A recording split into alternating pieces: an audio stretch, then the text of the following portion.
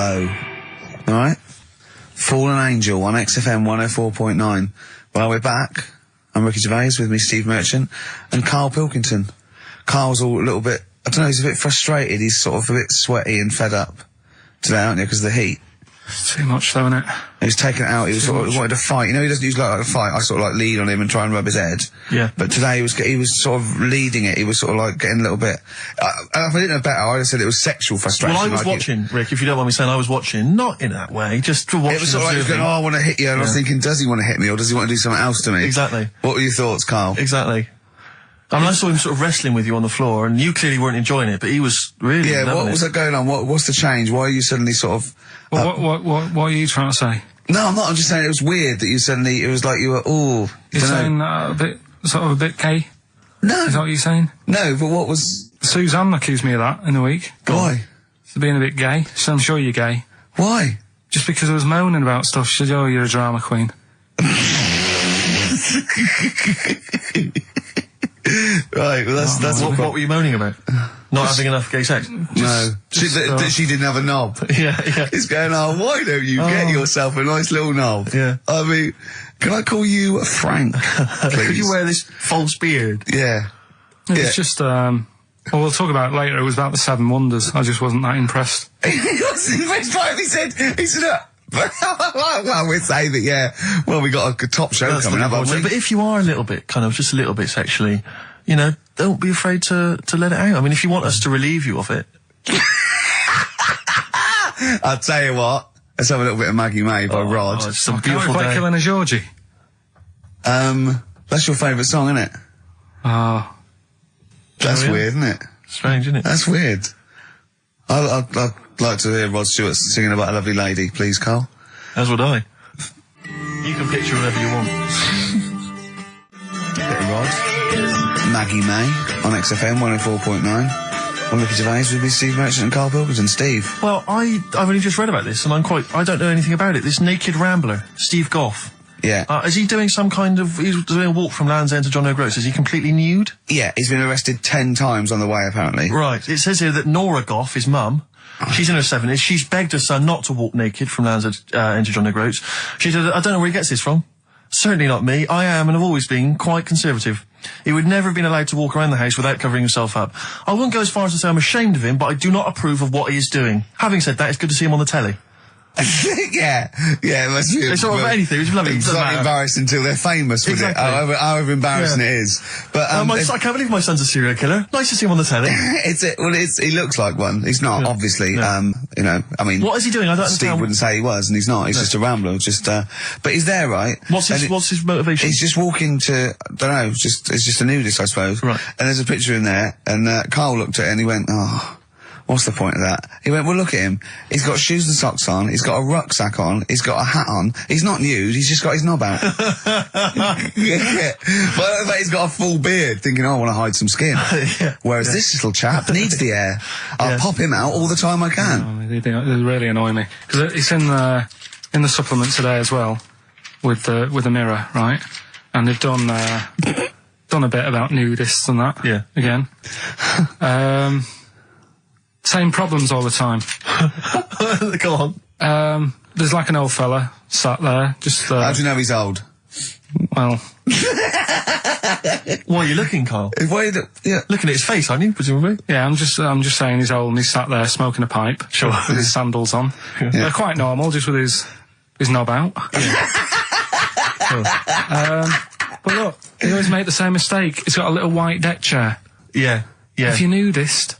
Don't go for white. Why? Sitting on that, getting a bit clammy and stuff. White, don't go for white. Go for darker colours. I don't know what he's talking about. So do I, but I love it. I love the fact that he's just got loads of pictures of naked men. Yeah. Walking around with loads of pictures I'm just saying, a dirty arse on that. I think we've discussed the news before. I don't understand the impulse at all. I do find it bizarre. I mean, there's a picture there of 3 men nude in a pub. Yeah. Just having a chat. Yeah. Just having a chat. Oh, look at Karl carrying around those pictures. I mean, okay, fair enough walking around outside, but indoors? In a pub? Nude? Well, it must be a nudist Hop on a pair pub. of shorts. That must be a nudist holiday, I assume. As opposed to, like, the local. There is, though, isn't there? There was a thing in Bazaar magazine the other week where Sure. there was a picture of some people. They've got an airline of their own now. What, nudists? Nudes. Nude airline? So you can get on there. And your holiday starts as soon as you get on. Sure. And, but what's the point? Well, I'd be worried just about banging against things. You know. So to speak. Yeah, my shoes and things. Or spilling the when the waitress comes along. What, might she spill hot coffee? Yeah, it's a good point. Would she have to be nude? Would the stewardesses have to be nude? I don't know. But that bit as well, where they walk down the aisle and they have to check if you've buckled up. Yeah. She's like, excuse me, miss, can you just... And over 50s, it's always over 50s. Right, yeah. So it'd be an old woman on the plane. Yeah, yeah. It'd be like, can you just lift your left hip up so I can see the belt? Yeah. Yeah. Oh, God! Yeah. Oh, Imagine dear. if you've got to go into the crash position. Oh, God, yeah. You know? The last thing you see is your John Thomas. John Thomas. As you go crashing into a mountain. Terrifying. And then what if you've got to abandon ship? I know. Well, how would they explain that? Yeah. Go onto an island. Exactly. All right. Or being picked up by, a passing ship. Yeah. Carl, you notice they also play volleyball a lot, don't they? Yeah, I mean, you've always mentioned that, but I thought you were joking, but they love it. Yeah. They said that's what they do. They get to this special holiday That camp. can only be... Either they got the idea from sort of like Carry On Camping or Benny Hill, or they actually like it jiggling around as much as possible. Yeah. But is that safe? Well, I assume so. You play volleyball with trousers on, don't you? I wouldn't have Yeah, thought... but there's a bit of support there. I mean, I was watching athletics, right, the other week. Yeah. Right? Yeah. And I was watching it because there's a lad who I went to school with. He's like winning gold medals and everything now in the Olympics and stuff, right? So I was looking out for him. Now, if you went to school with him, I'm assuming he's got 3 legs or something? No, he's normal. just a regular guy? He used to push me on my go-kart, and so I feel like You've trained I was him, there yeah, from in the the start, beginning. training up a bit. Yeah. And watching the programme, and there was swimming in it, and I was watching that for a bit, getting a bit annoyed, because that butterfly stroke, Yeah. I don't know why they do that. No, nor do I. It's just hard work. It doesn't make you go any faster than, let's say, Crawl. that stroke. The Yeah, crawl. don't do that. That stroke on radio doesn't work. The crawl, yeah. So I was watching that, thinking, that's annoying. Yeah. And then they got onto the running bit, and my mate's in this race. Yeah. Now, they do the side shot, don't they? So you can see who's in the lead. Sure. And then they do that front shot, where it's absolutely pointless. The only reason to do the front shot, I think, is to keep women interested. Because you can basically see his tackle going from left to right, being battered all over the place. Why were you looking? Seriously, you had no choice. If you wanted to watch it, it was like, I was interested if he was going to win, but it's like, But why did you turn over and watch Charlie's Angels instead? Because I wanted to see if he won the race. Or flip back at the end. Just flip back to get the result if you don't... Well, Yeah, or at least turn away or close your Well, eyes that's what you'd on see the in front it. shot. No, I wasn't. I just... Suzanne weird. was happy. Suzanne was loving it. Yeah. And I was like, whoa. Yeah. Just go to the other shot. But they were showing you the front shot and running along there. They could have just shown the top half, but they didn't. Sure. It was there. It's just heads moving along at 25 miles an hour. Yeah. Well, I think you're meant to see the running, the actual legs moving. It's athletics coverage, isn't it? It's not like... But they don't show you a shot from behind. Did you want that? And I didn't want that either. It sounds like you were disappointed. Yeah. Play a record. What are we having? Better Radiohead? Yeah, it'd be brilliant, wouldn't it? Incidentally, last week, you remember, we began the show by talking about knobs. Yeah. I think we've got a bit more knob news this week. Is knobs coming up, is it? Knob news is on the After way. Radiohead, more cock. Radiohead and Go to Sleep. That's not to you. Please don't go to sleep. We've got another hour and 35 minutes of fun chat and great music on XFM 104.9. I'm Ricky Gervais, with me Steve Merchant and Karl Pilkington. Pilky, little K-Man Pilkers, little baldy twat mank whinging, a little bit bent Pilkers. There he is. There he is there. Now, Rick, you may remember that last week we opened with some quality knob news. Knob news, yeah. It was It was Hitler's knob. Hitler's knob was one of them. That just sparked off into a whole bunch of other knob-related discussions. Yeah. And I'm pleased so far to see that we're almost at the halfway mark for this first hour. And so far we've only talked about nudity and/or todgers. Yeah. So excellent work from us. Well done, lads. Yeah. I'm looking forward to Dr. Fox and the rest of the Sony award committee listening to this one. Yeah. But more knob news. I don't know if there's a jingle for that, maybe. You nearly had the eye out. Knob news. Knob news, excellent. This is an extraordinary story. A woman tried to sue her bosses for £210,000 after finding a cooked penis in a canteen stew. Hospital cleaner Sophie, something, I can't quite pronounce that name, was eating goulash for lunch and could not cut one of the lumps of meat. Oh, you can see where it's going. I've got so many questions already. I know. She picked it up and tried to chew it, but it was too tough. Then she inspected it with workmates, who all agreed it was a penis. Imagine that discussion. Yeah. Miss McClarter said she vomited for the rest of the day, instantly became a vegetarian, and had to have psychiatric help. It's not known whether the organ was from a human. The case continues. Well, it can be found out, so that's one thing. Obviously, the doctors aren't confused. They're not going, I don't know, I've never seen one like it. Yeah. Also, why is she eating goulash? I know. I mean, that's my first question. Why? Yeah. Lunch. Oh, what do you want? Oh, no, I fancy some goulash. Yeah. Oh, some gooly lash. Gooly lash, Thanks very like much it. indeed. Lancashire cockpot Oh, is on the menu. Brilliant. Only £5.50. Wangers and mash. I'd love some wangers and mash, please. If you've got any knob-related puns, knob-food-related puns, then call XFM on 3426 14094. Ricky.Gervais at xfm.co.uk. Call Chris Miles at radio1.xfm.winginmank. Yeah. Cock-co-gay. Cock a van.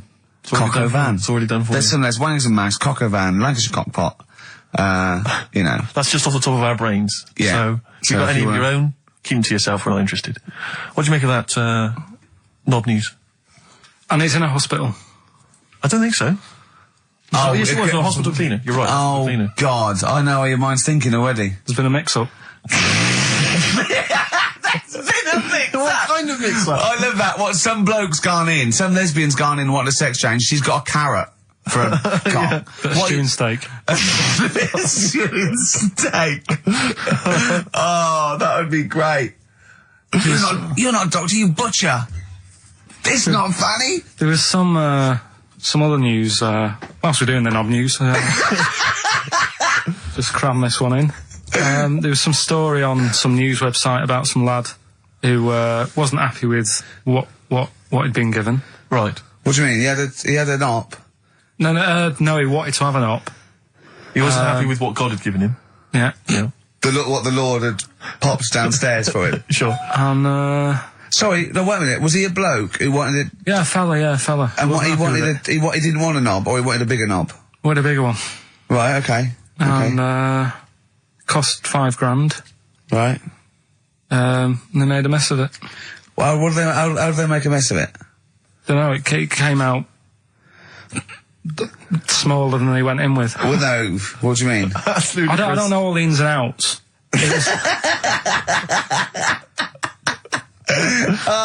God. It's just like he borrowed the money off his mum. There's been a slight mix-up. He borrowed the money off his mum? I love that. How bad is that? What do you want for your birthday, son? Yeah. Interesting. Thanks, Mum, for asking. A couple of bits of news as well. Hello, Doctor. How did it go? Well, firstly, don't look under the bandages and don't have the goulash for lunch. Yeah. It was smaller than you went in Mum, with. you got £5,000. Why? Just give me tell me what it's for. You can have it if you tell me what it's for. Well, look at that. Oh, you need a bigger one. Yeah, definitely. There's the money. Yeah. On you go. Nothing can go wrong. What did he say to the doctor then? That's rubbish. I didn't read all the ins and outs. I just, like I said, I saw it. Just look for the picture. They want that picture. But you just thought, well, thanks for it. You just thought you'd pop that one in. Thanks. Yeah, that's the end. Knob News Extra. Yeah. Play record, Carl.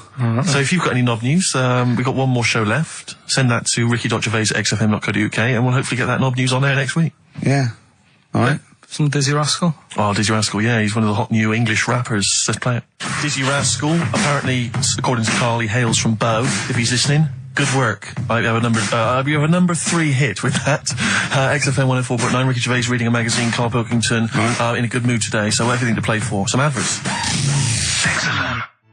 Loosen Your Hold. South. That's great, and I love that one. On XFM 104.9, I'm Ricky Gervais, with me Steve Merchant and Karl Pilkington. Good Karl, choice, Rick. Good choice. Karl, cheers. What are you thinking, Karl? What have you been doing this week? What's been going on? Yeah. You'd be miserable because of the heat, obviously.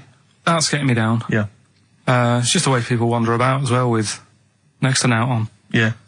I'm always amazed by the men, because there's a certain breed of man. Like sometimes it's kind of builders, mechanics, taxi drivers, van drivers, but not necessarily students, all sorts of guys. And you sort of watch them walking down the street. They'll be walking down the street, girls, you know, will see in their sort of summer gear, and it's literally, you know, eyes go, look at those legs, oh, knockers, oh, I can't believe my luck, oh, you know, and they're sort of talking to their mates, they're checking it, oh, it's an arse, I can't believe it, oh. Yeah. And it's like they sort of forget, there's like some kind of amnesia that sweeps over them during the winter Like months. it's a surprise. Yeah, and then it's like every time summer rolls around again and girls pop on, they goes, I can't believe it, where have they been? They're back. Yeah. And they get so excited. Excuse me, love, have you had tits under there all winter? Exactly. Well, yeah. Bloody hell. I can't believe it. It's great to see him again. Yeah. And then he gets to sort of October and they go, where'd they gone? They just don't say anything, they just like get on with it. Exactly, They're yeah. reminded. They completely forget. Yeah. For sort of half the year. There was a fella this morning, I just nipped out having a cup of tea, reading the paper, reading that bit about nudists and that. Sure. And little old fella, must have been 75, Okay. walks past, shoes, socks, sort of shorts, but because he's old, I don't think he's got like a normal pair of shorts. So we're like suit pants, but short. So really smart shorts that I've never seen before. Yeah. But the thing is, with him being old and thin, Yeah. it's just, don't do that. Don't walk around like that. What, the legs? The legs and the back. He looked like a little tortoise without its shell on. And everybody outside the I've cafe. always wanted to see a torch without its shell on. Yeah. Just to see if it would run really fast and go, this is brilliant.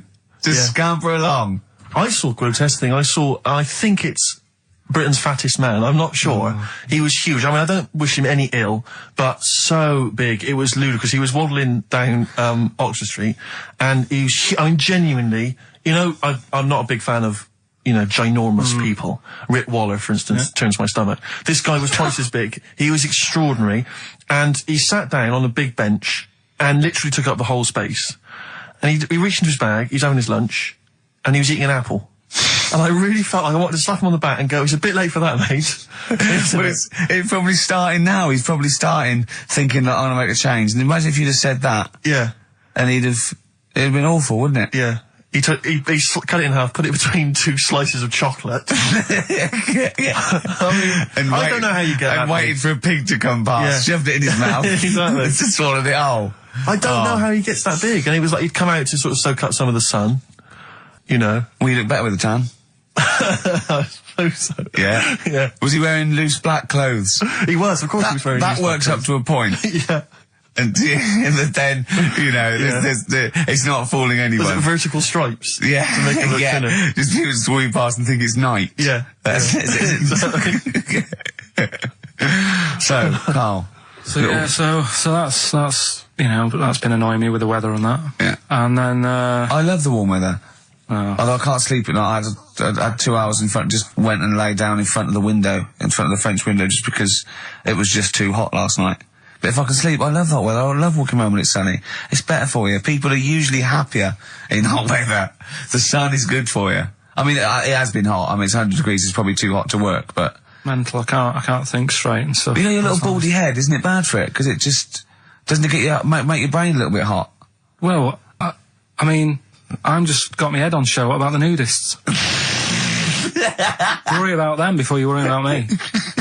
Right? You know, another thing that happened in the week, you know, I've just had builders round, sorting the kitchen out. Yeah, sure. So virtually skint. But another problem happens. Boiler starts playing up. Right. Right?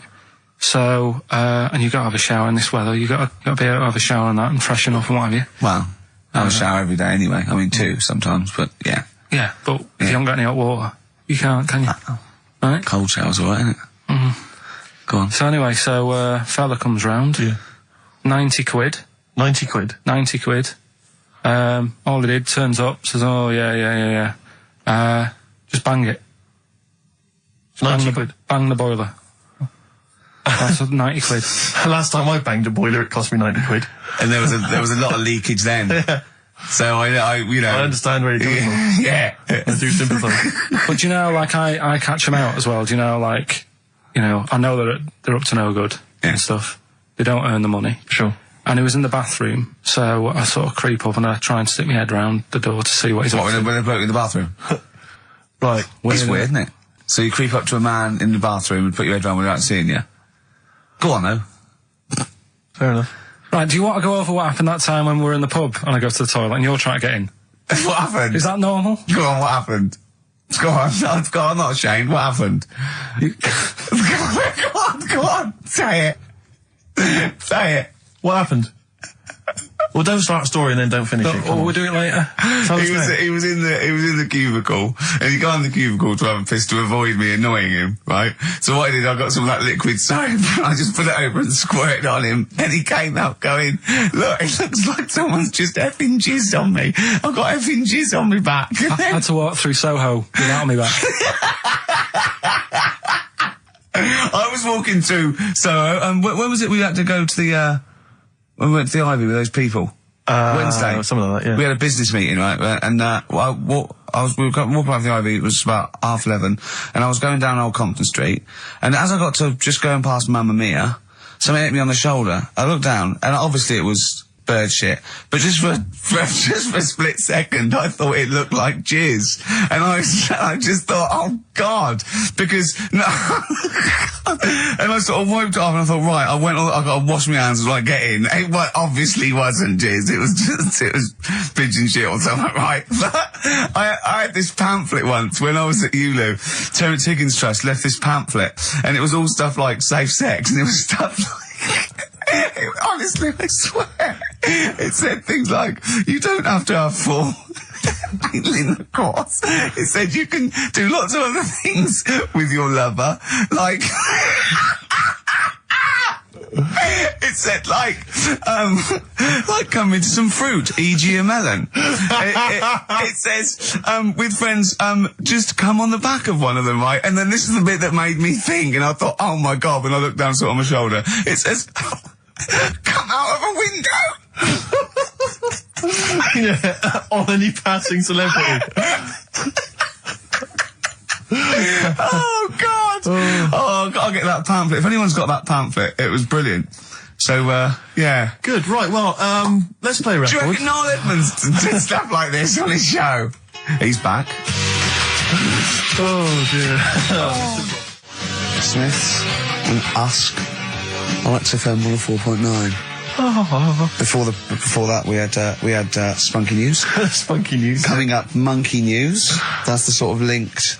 This is Dr. Fox is no better than this. No. He must see we're getting better now. Yeah. Have you got any other news there, Karl? Well, you were just talking about bird muck. What a classy show this is. Yeah. Bit of it, I imagine someone just having a barbecue, tuned into this. Yeah. Can you turn the radio off? He's talking about coming out of windows again, darling. It's putting me off my sausages. Oh, what? I was walking down the street and this pigeon, sparrow, whatever, did its thing, and it landed on my ear, and I was like, oh God. So I thought, well, I'm not going to wipe it off. Why not? Because I don't want to get it on my hands. Right? So I thought I'd leave it till I get home. So it's probably So about... you went to work. Oh, met some friends. Yeah. Not about midnight. Went on the pool. So I was best man, so after the speeches, that is brilliant. it was on there for, I don't know, half an hour or something like that. Brilliant. Get home and get Did it some... not kind of slowly ooze down your neck? No, it's fairly hard. Right. And sort of corroded my ear. What are you talking about? Why did you leave it there, though? Why not just wipe it off with something? I can walk round Pop in a newsagent and buy some tissues. But then I look stupid. What? do you mean? Where is the bird smuck on your ear? Brilliant. They're all wearing that now. But no, what is it they eat? It's alkaline. No, it's really strongly alkaline, isn't it? Or is it acidic? I don't know. Maybe someone knows. Is bird milk acidic or alkaline? But it's corrosive, yeah. Weird, Yeah. weird. Weird, isn't It it? didn't seep into your brain. Listen, do you want to set up Songs of Phrase? Yeah. Oh, God. If you've not heard the show before... I thought we weren't doing this week. I thought we weren't. No, we'll do it once, right? And then next week's the last one, so we'll do Rockbusters. Leave That might be the last one ever, depending on whether Karl decides to come back in October or not. Exactly. I'm bored of it. I told you I'm bored of it. Why are you bored with it? I get bored quick with stuff. Yeah. I told Suzanne the other night, how lucky she was, that I haven't got rid of her yet. She's, you know what I mean? Things... Did you put on a soft music though first, didn't you? You didn't just like start getting that right. you opened a bottle of wine. You know you're a very lucky girl. Sorry? Well, I used to get bored with you and that. Yeah. Oh, dude. You're lucky you haven't pissed off. Yeah. Do you want to open the champagne or what? Well, she was annoyed the other Karl, night. what's that on your ear? Don't worry about it. Where'd you get out? We're walking to the pictures, right, to go and see Bruce Almighty. Sure. Why? And just something to say, innit? Yeah. So you were trying to sneak in the back. So on the way, cutting across Leicester Square, and those fellas who sell roses, he comes over. Do you want one? Do you want one? I said, don't do that. She's allergic to them. Right. So he'd go away. Yeah. She got all annoyed about that. Because she's not allergic to them. Well, she's not allergic now, but they're about £3 each. She go, what But the point of that, Karl, is not that she really wants a rose, it's that you're willing to spend £3 on it. Taking us to the pictures. How much was that? That was £8 each. Did you pay for it though? But didn't you ever... If I know you had her dressed up as a small child. yeah. Me and my son, please. Or you made her sit on your shoulders and wear a long coat. Yeah, exactly. Anyway, listen, Songs of Phrase then. You paid for her to go in and then you went and had a pint while she watched it. Yeah, there's no point in both of us seeing it, but tell me about it. Tell me won't what you? it's like. Oh, right, Songs of Phrase. So let's explain what Songs of Phrase is. You do it. Okay. Oh, really? If you think that Karl is bored with life, then you will be even more bored once you have heard this particular quiz. The gist of it is that Karl has taken a well-known phrase Well, or saying no, stop you there. Not a well-known phrase. Something that he said once. on this show, Yeah, probably. and he's somehow compiled together a number of different songs which have somehow built up that particular phrase or sentence. If it's anything about Chinese people, Philip Bailey will be involved. That's all I can say. Okay, let's hear it then, Karl.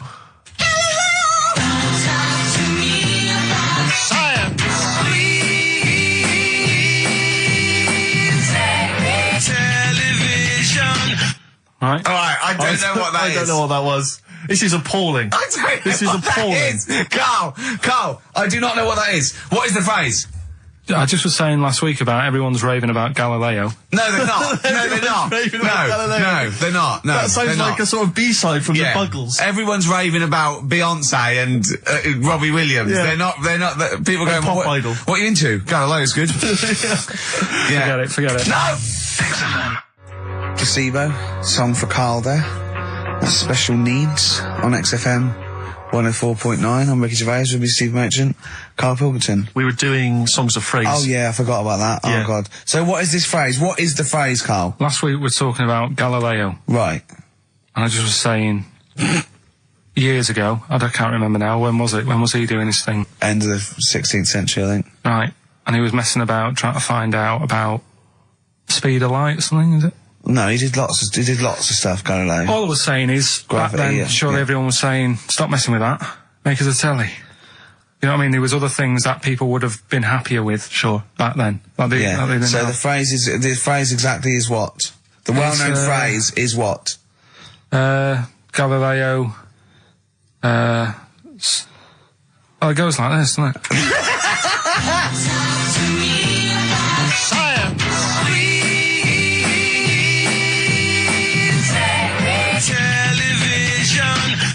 Right. So it's Galileo's stop Talking to me about talking about science. science, make me television.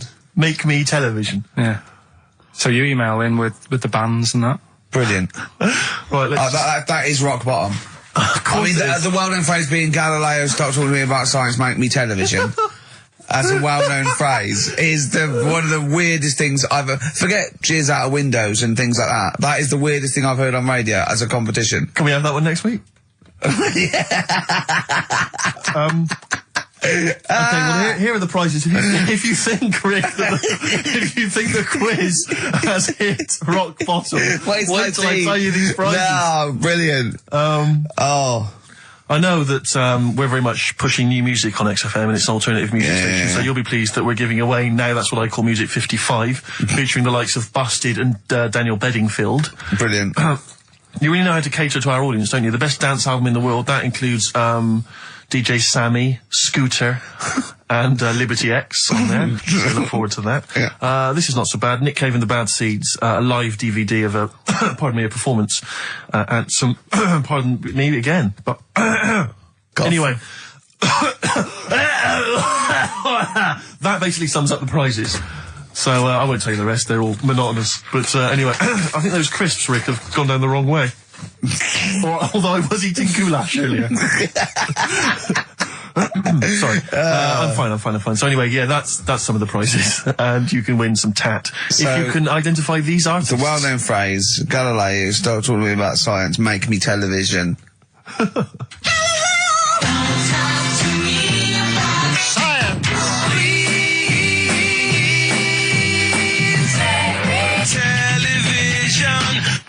I just email. But easy this week, I think.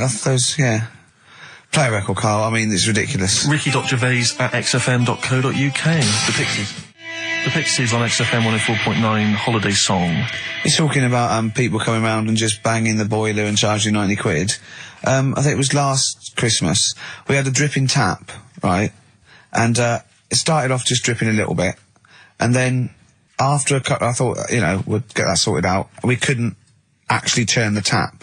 It was just solid where the washer had gone. And then over Christmas, like before Christmas, it just started flowing. It was just like on. And I was thinking, this is terrible. It was terrible. It was the hot tap. And of course, the caretaker gone away, everything had been closed down. So I called out an emergency plumber. Christmas, like, he couldn't get it, just turn the tap off, right?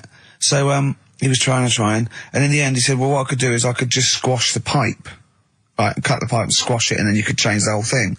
I'm like, yeah, whatever, right, because I can't have this or this.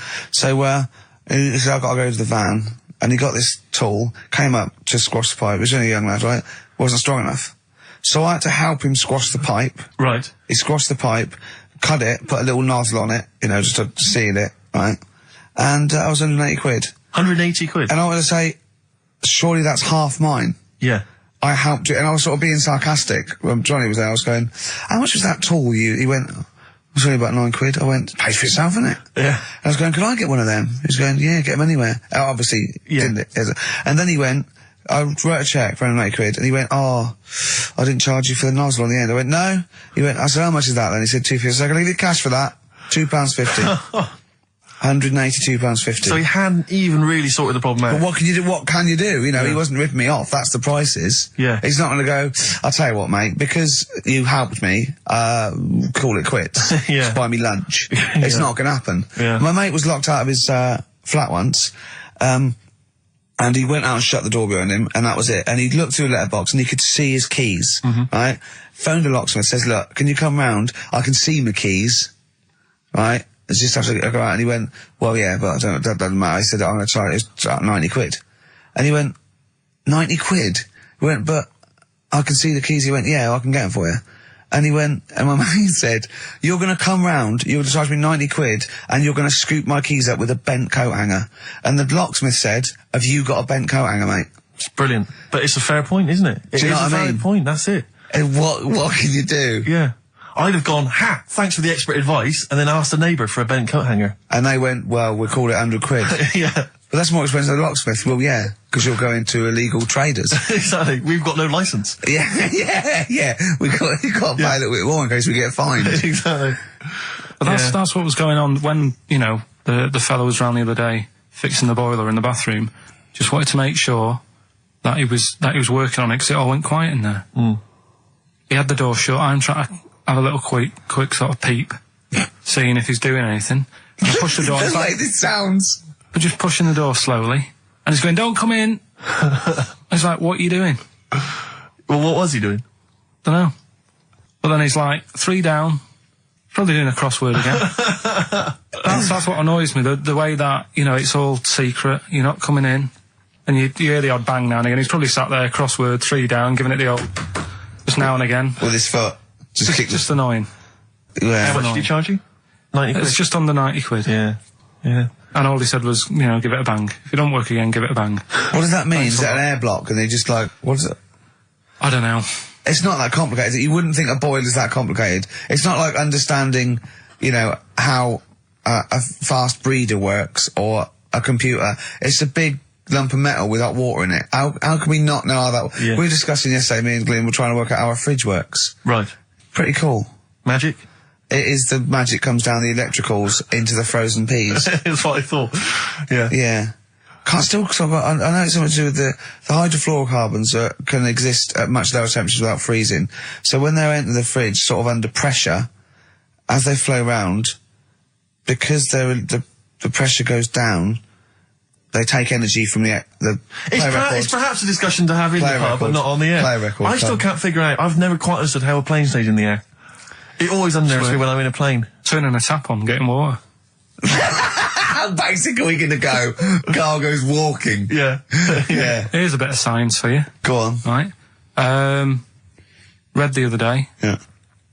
If you dug a big hole, right? Oh, God. Started digging, say in, wherever, Trafalgar Square, right? Yeah. You dig a big hole and you keep digging. Yeah. And you go right through the earth. Right. Out to the other side. Yeah. So you're somewhere in Australia or something, right? Yeah. And then you come back to London. Right. Stand next to the hole, jump in it. Apparently, you can jump through the world in 42 minutes. It's interesting. But then I was thinking, will you fall? And then when you come out the other end, would you fall back again? Well, yeah, you would, wouldn't you? What would happen is, you'd accelerate 10 metres per second to the centre of the Earth. But you'd have such inertia, you'd nearly go as far out the other end before it was like a bungee jump. So you'd nearly get as far as the other end, and then you'd go back again, and you'd keep going until back and forth, getting further and further away from making it until you went sort of back and forth in the centre, and then you'd stay still in the centre. Have you drilled a hole through the earth? Get in touch. Email xfm.co.uk and just let us know how you got on. Did you get to the other side? Did you get to Australia? Did you buy one of those funny cork hats? Did you see Paul Hogan? How does a fish work? Darkness growing on me. XFM 104.9. I'm Ricky Gervais, with me Steve Merchant and Karl Pilkington. I lost him, didn't I, in a little conversation? Yeah, you were talking about quantum physics, to be fair. Yeah, I was just explaining what a black hole was, because we were talking like that as well last night. And just halfway through, he just went, yeah. And put his headphones on. Yeah. Brilliant. Yeah. Oh, the thing about Karl is he speaks with such authority about things that he thinks he knows about. Monkeys. And when you try to explain to him about stuff, he goes, no, of course ghosts exist. And you try to explain to him why it's conceivable they don't. No. He can't be bothered with that. Yeah, you did all your learning at about 12, didn't you? Yeah, but I'm still picking bits up now. Said without irony. Oh, brilliant. What have you learned recently? Anything interesting recently you've learned? Darwin, that's why I was asking you about him. Right. Yeah, Darwin, we know what you did, didn't you? I don't know what he did. I just read the other day that they've got a treatment for whatever illness he had. I thought it was a bit late. Can you imagine that, saying that to his family? What did Darwin do? I don't know, you were just trying to explain it to me, but I'm busy doing stuff, aren't I? I can't take it all in whilst I'm sorting the ads out, putting CDs in. You know what I mean? Ticking off the knob news. No, but he formulated the theory of evolution based on natural selection. Yeah, but wait, though. Do you think that's good? Do you think he's well done? You're impressed with that? Because you're not impressed with things like, you famously said, Newton, so it said gravity, but it was already there. If we'd have been floating around, it'd been a problem. We weren't, so keep out of it. That's what you said. You said Einstein. I've never used EMC squared in my life, but the bloke who invented the video recorder, I watch one a week. So I wonder if you're impressed by Darwin formulating, I think, the most important scientific theory since Newton's laws. Has it made a difference? Or whatever he said, would it have happened anyway? You can't do that. You're not allowed to say that. You can't say, oh, well done, I'd have found it eventually anyway. You can't do that. You've got to give people their due, do you know what I mean? But now it's difficult to find stuff because there's less to find out now. It's not a competition. But on what scale? On what scale are you looking at? Why do you mean there's less to find out? Well, no, I mean, they bring in stuff out that... Do you know what I mean? It's The just... iPod. Well, yeah. Sure. Didn't see the point in that, No. the iPod. Do you know, he actually listed the 3 songs he'd ever want to carry around with him. I can't remember what they were. What are the 3 songs you'd put on Killing your a iPod? Georgie. Killing Georgie, yeah. Yeah, what else? Probably have Elvis in the Ghetto. Right. Yeah. Moving. Living in the City. Stevie Do you know Wonder. what I like? Do you know why that? Because that's like a little film to him. Yeah. That's 3 songs where there's a little story. He knows the ending. Yeah.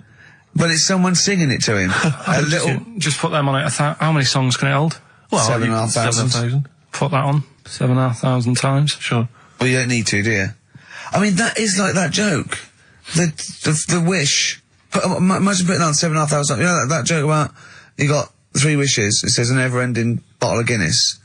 And he goes, second wish, you have 2 more of these. Yeah. You don't need to put them on 7,500 times, do you? No, you don't have to. Never mind, Carl. Never mind. Answers rushing in, we should point out, for the quiz. Most of them agreeing that it's pointless. Some people have called it... It's songs of phrase, of course. Some people are referring to it now as songs of arse.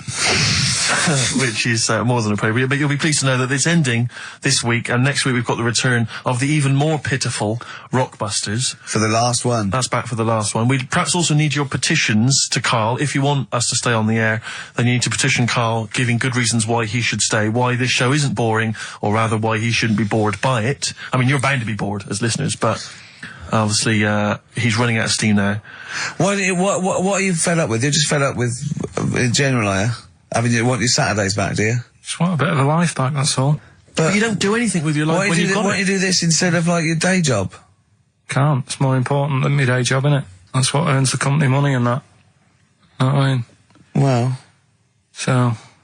Why don't you do a regular show then? Sack someone who's, you know, quite frankly not putting the weight. I've done that. I did that years ago. What do you mean? Done it. Told you, I've done a lot of stuff. Boxing, done. Tick. Dancing, done. No, you turned up, the place was shut. Yeah, but... Dancing? When did you do dancing? That's when he went and said, I want to do dancing, and he went along to the place, and it was shut, and that was it. And he said, I didn't do it anymore. That's not doing it, is it? Boxing, he had a fight with one lad, then the lad beat him up, and he didn't go again. Oh dear, it's pathetic. Well, anyway, yeah, so this is basically our penultimate show. Next week's the final, and we're all looking forward to that enormously. Yeah. But that may be it forever then, and this you know, all for one, all you know, one for all for one. The Three Musketeers, gone forever. Yeah. I, for one, will be pleased. Oh, I have to get some of these taped, because I like coming in and sort of, you know... Incidentally, playing Rick, it. don't be afraid to nick as many CDs as you see fit on that last show. People have already nicked them. No, I know, but I just mean- take whatever you want. If that Four Non-Blondes is still there, isn't I it? think it's still there. Because I don't want that to be nicked. Yeah. And I got a feeling, because I don't think there's any Smiths in the library, but there's quite a lot of Gina G. Really? What? What was that sigh for? Nothing. What? Ooh. Play a record. Monkey News is on the way, plus the This results. isn't radio. You've got to keep talking or playing music. Play some music? Yeah.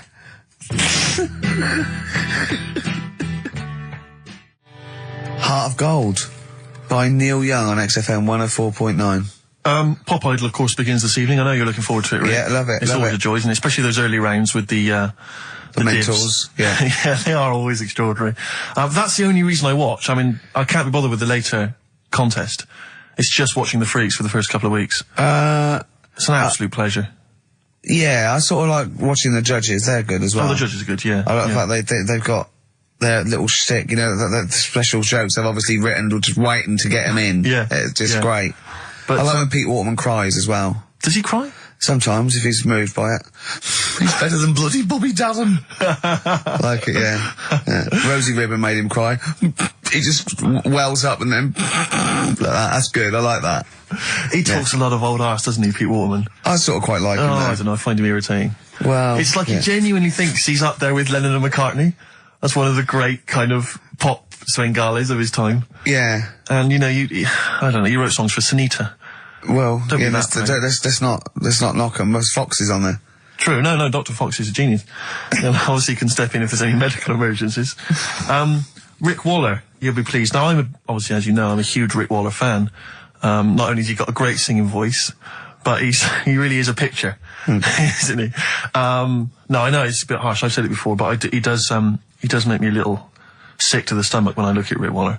And to be honest with you, it's his own fault. You know, he went in Celebrity Fit Club, he had a chance to sort things out, and his attitude was wrong, and he didn't trim down, and he's, for want of a better phrase, a bloater, and slightly grotesque. But, you know, he's in the paper this week saying that it was all because of his image. He didn't fit the stereotype of what pop stars should look like, blah, blah, blah, blah. Well, he's disgruntled by this. He's got a great singing voice. Well, he has got a great singing voice. But the point is this, Rick, the point is this. Since the days of Elvis, since the days of Bing Crosby... He's not as fat as Elvis. No, but you're a star because you have to have the whole package. The voice, the sex appeal, everything. We know how it works. Kids buy it. It's pop music. That's what pop music is. You know, if you want to be a big fat bloater, you've got to at least be as good as Barry White. He isn't. Or Pavarotti. And so anyway, he set up an organisation. He's already got a band. You know, he's got a band. You're saying, get over it. The world should revolve around looks. Well, no, I'm saying pop music. That's what pop music is. I mean, this kind of obsession with he should get a chance. But not on record. No, I know, but be a backing singer. The point is, this kid wants to be a star. He wants to be a star, doesn't he? That's the point. He doesn't want to sing and make a couple of records. He just wants to be a star. He wants to be a celebrity. I'd have thought that's the real rub, that actually he's not being truthful with himself. Yes. He doesn't just want to make beautiful music and sing well. He wants to be, you know, carried around on a sedan chair and adored. Imagine that. I know. He'd have to have a lot of money to pay for the entourage that can carry him out. 4 elephants needed. But he's got a company now. He set it up with his dad. It's a management company. It's called Star Search. And basically, he's hoping to break the fickle industry, expectations. And so if you're a bit of grotesque, if you're a freak of some kind, if you're someone that Karl, you know, would be impressed by or, alarmed by, then you can get in touch with Rick and he can put you in there. Women with beards, little midget fellas, whatever it does not fit the usual norm. Should we cut along? I'm thinking the three of us next week. We won't have much to do after next week. You know, Ricky's got a bit of a singing voice on him. I'm learning to play Blowing in the Wind on the keyboard by Bob Dylan. Yeah. It's like a master that. I don't know what you can do. You can dance, can't you? You know that, you've done dancing, so. Exactly. It's like, you know. Little Donkey. We'll have a hit at Christmas. Perfect. I'm good at that. What were you meant to be playing when you did Little Donkey in the play? Drums to We Three Kings. But you just busted live, didn't you? Done that. We're just talking about looks and stuff, right? Always. Because, you know, it sort of cheeky freak of the week, we did that and I stopped doing it. Sure. It was upsetting a few people. There was a thing on the website the other day about Elephant Man. Yeah. Right? Just keeping up to, you know, up on the news, what's going on there. And, they did Drunky news. They did a thing about him and what he'd look like if his head wasn't messed up. Yeah. Yeah. And they made a little picture for him. Was he quite good looking? Not bad looking, but you can't use it. It's not like you can't put it on a passport. Sure. Yeah. Well, and the fact that he's been dead for several years. Yeah. No, but they also do that sort of thing for people who are alive. They say, this is what you look like. So you can't use it for that. Yeah. You can't use it on Isn't that's sort of like rubbing it in though, isn't it, really? It is a bit. Yeah. Unless they said, good news, you were ugly anyway. Yeah. To be quite honest. You wouldn't have pulled it. You didn't look like an elephant. If you were symmetrical, you weren't a looker. You couldn't use it on a little dating agency picture. This is what I look like. Yeah. This is what I would have looked like. And they phone up and go, I'm intrigued, what do you mean would have looked like? Well, I'll see you, as we said, 7 o'clock. How will I recognise you? I'll be eating buns. Yeah, look for the giant cauliflower. Yeah, in a coat. Exactly. I love the fact that you're keeping up to date with what the Elephant Man might have looked like. Yeah, exactly. That is amazing. Karl's news is largely what's happening in around 1880. Yeah, or what might have happened around 1880. No, but it's sad though. Did you watch that thing in the week? That What You Staring At programme? I didn't know. I couldn't face it. I know what you mean. It was about people who'd had unfortunate deformities. And stuff. Yeah, and it was really sad. I suddenly felt bad about, you know, some of the stuff we'd talked about and what have you. Cause Can I just say something, like, that's quite a nice thing to say. I suddenly felt bad about some of the things we talked about. Should we go over what we've discussed today?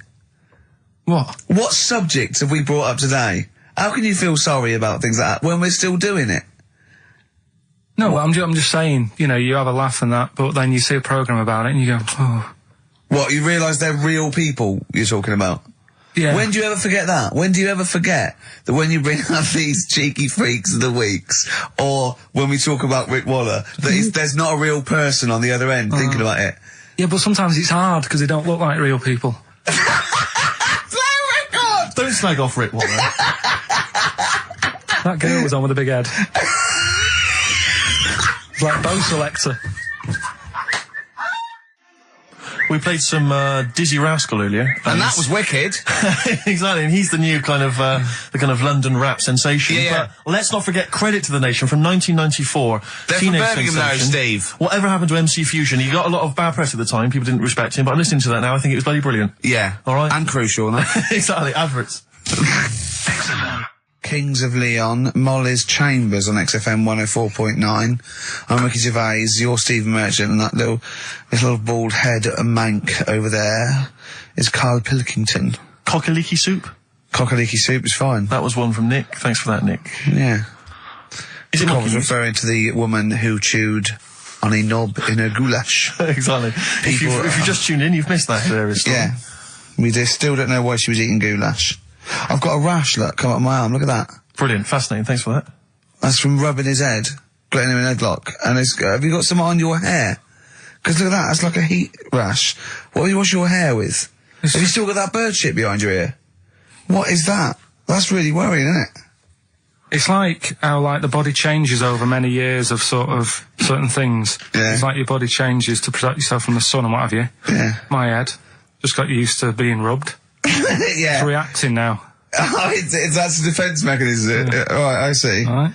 Look at that, that's horrible. Anyway, You've got something on your hair, you know. Monkey news? I was going to say the winner.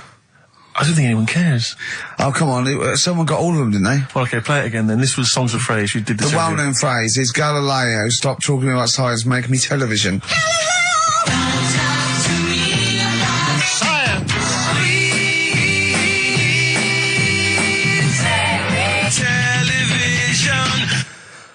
The most convoluted, banal quiz on any radio station ever. I mean, I'm including Moyles, Chris Evans, do you know what I mean? Simon Bates. That's worse than anything they ever did. Apparently, Channel 5 have bought the rights. Anyway, what were the brilliant. answers, Carl? We had Queen in there, Altered Images, Thomas Dolby, Yeah. Beatles, Aretha Franklin, and Red Hot Chili Peppers. Well, extraordinarily, Tracy and John Burton from Colchester and Essex got all of those right. Why they would want the prizes, I've no idea, but good luck to them. They can enjoy those at some point. God bless. Okay, Monkey News? Do you want a bit? Yes, please. Play the Jingle? jingle. This rash is weird. Oh, chimpanzee that monkey news. Right. Right, they were filming a documentary, right, this telly company, Yeah. doing a documentary. Who? Which one? Which one? Don't know. No, right, what was the documentary about? About monkeys. Yeah. Where was it? Where Africa. was it? Right, when was this? I haven't got a date. Okay. Recently though, since the advent of television, obviously. Yeah. Yeah. Actually, a bit of extra monkey news if you want it. Okay, always. Do you know the, Monkey news extra. Go on. do you know the Halfords ads? Halford's ads? I don't think so, no. What happens? Halfords, they've you know, they sell nuts and bolts and stuff. Right. They were using monkeys in the ads. Okay. Um, Yeah. And what happened? packet. Don't they sell bikes, Halfords? Well, mainly. Bicycles and motorbike stuff in that. Okay, so they're using monkeys in the advert. What happened? I can't handle it. What? I can't do this. Look at What? him. Look at him. I don't care what he's doing. And well, basically, right, there was a load of hassle because they were using these monkeys in this Halfords advert. Yes. Right. And what happened? Get to the point. It turned out it wasn't a problem because they were mechanics in the first place. Well, they were monkey mechanics. Yeah. What are you talking about? Mental. What are you talking about? That's not a Right, story. anyway, listen, let's get back onto They were it. mechanics in the first place. Right, listen. Right, so they're making this documentary. Right? And stumble across a little gang of Come on! Get on with it, please. little gang of monkeys. That's Yes. the first time I've ever laughed. I'll hear that. I know. Well, brilliant. What do you want? A cake? Come on. Can we play a song? Oh, I don't understand what is wrong with you, you freak. It's making me laugh. Just tell us the story. All right then. All right. So anyway, right. So there's this documentary being made. They found a little gang of monkeys. Right, play a song. I don't know what's going on here. I apologise. It's just if you were looking forward to monkey. Got to hide your love away.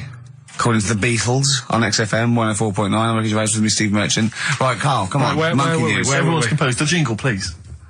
Oh, chimpanzee that monkey news. Excellent. Okay. Right, where were we? We were just start again. There's some people making a documentary. For what? Okay. Making a documentary in a jungle and that. Right. Stumble across a little gang. Okay, come on. All right. A little gang of monkeys. Yeah. Oh, come on. So the camera crew are there filming it. Yes. Everything's going normal. It's all fine. Nothing odd about it. Okay. They're not running a restaurant. They've not got any barber shops. Nothing. No. Just regular monkeys going about their business. Yeah. So anyway, what normally happens is the monkeys sleep with the partner. They already do what? They don't sort of sleep around and that. Once they find the girlfriend or the boyfriend or whatever, Yeah. they stick with them, right? Okay. But anyway, they were watching this one, right? And it's going around a bit, sleeping around, Oi, oi. and it was getting fatter. They thought this is a bit odd, Yeah. right? So followed it round and see it having it away.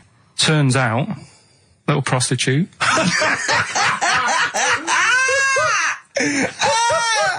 Oh, God! It's a little monkey prostitute. And it was getting fatter because it was charging them bananas. What a load of old rubbish. It's charging them bananas! What was it, a boy or... It was a... Woman. Little woman monkey. That's the most extraordinary monkey news I've ever heard. Oh! That is genius! Has this documentary been televised? I don't think it's been on yet. No. And that's all the information you've got? Yeah. And is that's one banana for everything? The half banana is for... Just oral? A poor job. Right. If you want full-blown monkey sex, it is 2.5 bananas. Sure. So, Let's just play a song. let's just play... All right, well, this is our penultimate show, so we're back next week. We're going to make it a barnstormer, I'm sure, lads. I want 100% behind it, 110% next week. All right, none of this giggling, none of this infantile giggling like two schoolboys. Right. All right, we're going to come back. We're going to have some quality monkey news next week. We're going to have all kinds of treats, I would have thought. Okay. Some great prizes. All right, are we okay? Yeah, We're all best show. behind that. Let's make next week the best show ever. Good luck. If you miss it, then you miss out. We're ending with a track from a couple of years back. I think it was 92, 93. Dinosaur Jr. Start Chopping. Play that. Start playing. Forget start chopping. Start playing. All right. All right. See you next week. Yeah. He had a kid last week. Did he? Yeah. Who did? Badly drawn boy. Oh, right. Okay. Dad, Badly drawn little boy, he's going to call it. Isn't he? Brilliant, Rick. Yeah. Well done. It's a sort of satire. I'd like to see that as a headline in a Stand and tabloid. deliver, oi, oi, money all your life. Oh. Now, going on. Oh, Carl, can we don't explain why panic. that's funny? Don't panic, Carl. I'm a professional. Don't worry. What's your concern, Karl? What's your concern? Nothing. Tell us. No. You can say. I can't. You can. This is so unprofessional. It's what? What have we done? What, talking about wool? Right. Come on, Karl, what's the problem? What's the problem? You say. He's great, and He's so scared. Come on, Karl, tell us. I don't know all the ins and outs, so I don't want to get into it. What? The thing. No, Well, you look, can, you can't, people are perplexed now. What's the thing, Karl? what's the thing? What are you worried about? Say. Is it an email that's been received by the head of Yeah, XFM? you've got the email open. you can have the talk about. You can say what it. Okay, let me just without. see. No. I don't understand it. Please know that under a ruling at the Old Bailey, any reference to Adamant's state of mental illness in any news report will constitute a breach of the ruling and therefore lead to serious action from his lawyers. That's right, and that's true. That's subject. We can't talk about that. You can play his records and Sing his classic songs. Sing songs. Yeah, well, it's best just to leave it, innit? Yeah, but that's what Carl was a little bit worried. There's no way I was going to mention that or influence anything, and I totally agree with the law, so don't panic, Carl. That should have never been sent to you. Why? Because it's like, accidents happen. Go on then. When things like that happen, right, you've been told not to mention it, Yeah. and you're like a little kid. Yeah. And once things are in your head, Yeah. it's difficult not to mention it. I mean, when I was a kid, Yeah. right,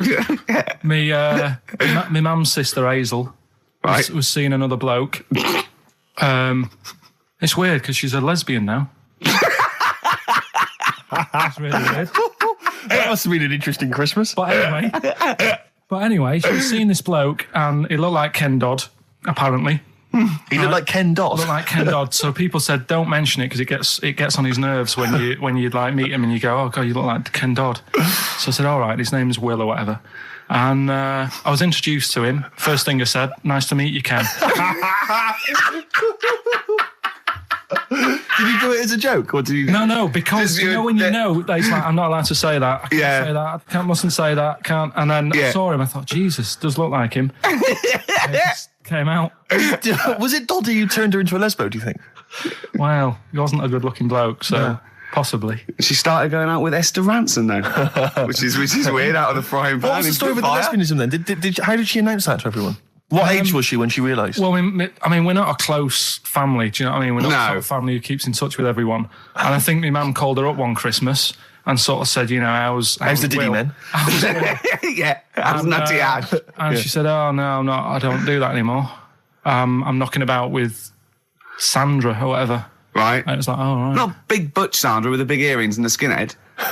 He used to live down the road from you. I don't know. He used to get Doc Martens wholesale. That's Sandra. But she had a haunted house. Go on. Who, Sandra? No, Hazel. Right. Is this before she was a lesbian or not? Before. Okay. And there was a bike in the hall and the pedals used to go backwards. There was a what in the hall? A bike. That's handy, isn't it? Oh, that's great. Don't worry, we won't do anything. So, I want to know about the haunted house. There was a bike in the hall. And there was a bike in the hall and the pedals used to go backwards on their own. And also, shoes used to stick to the wall or something. Did they? Yeah. Shoes used to stick to the wall. Yeah. Okay. That sounds like that's a haunted house. A hell of a household. Yeah. Oh dear. Brilliant. Maybe she should clean the walls. Express 2 featuring David Byrne, Lazy, XFM 104.9, 1:45. I'm Ricky Gervais. Steve's got the sun.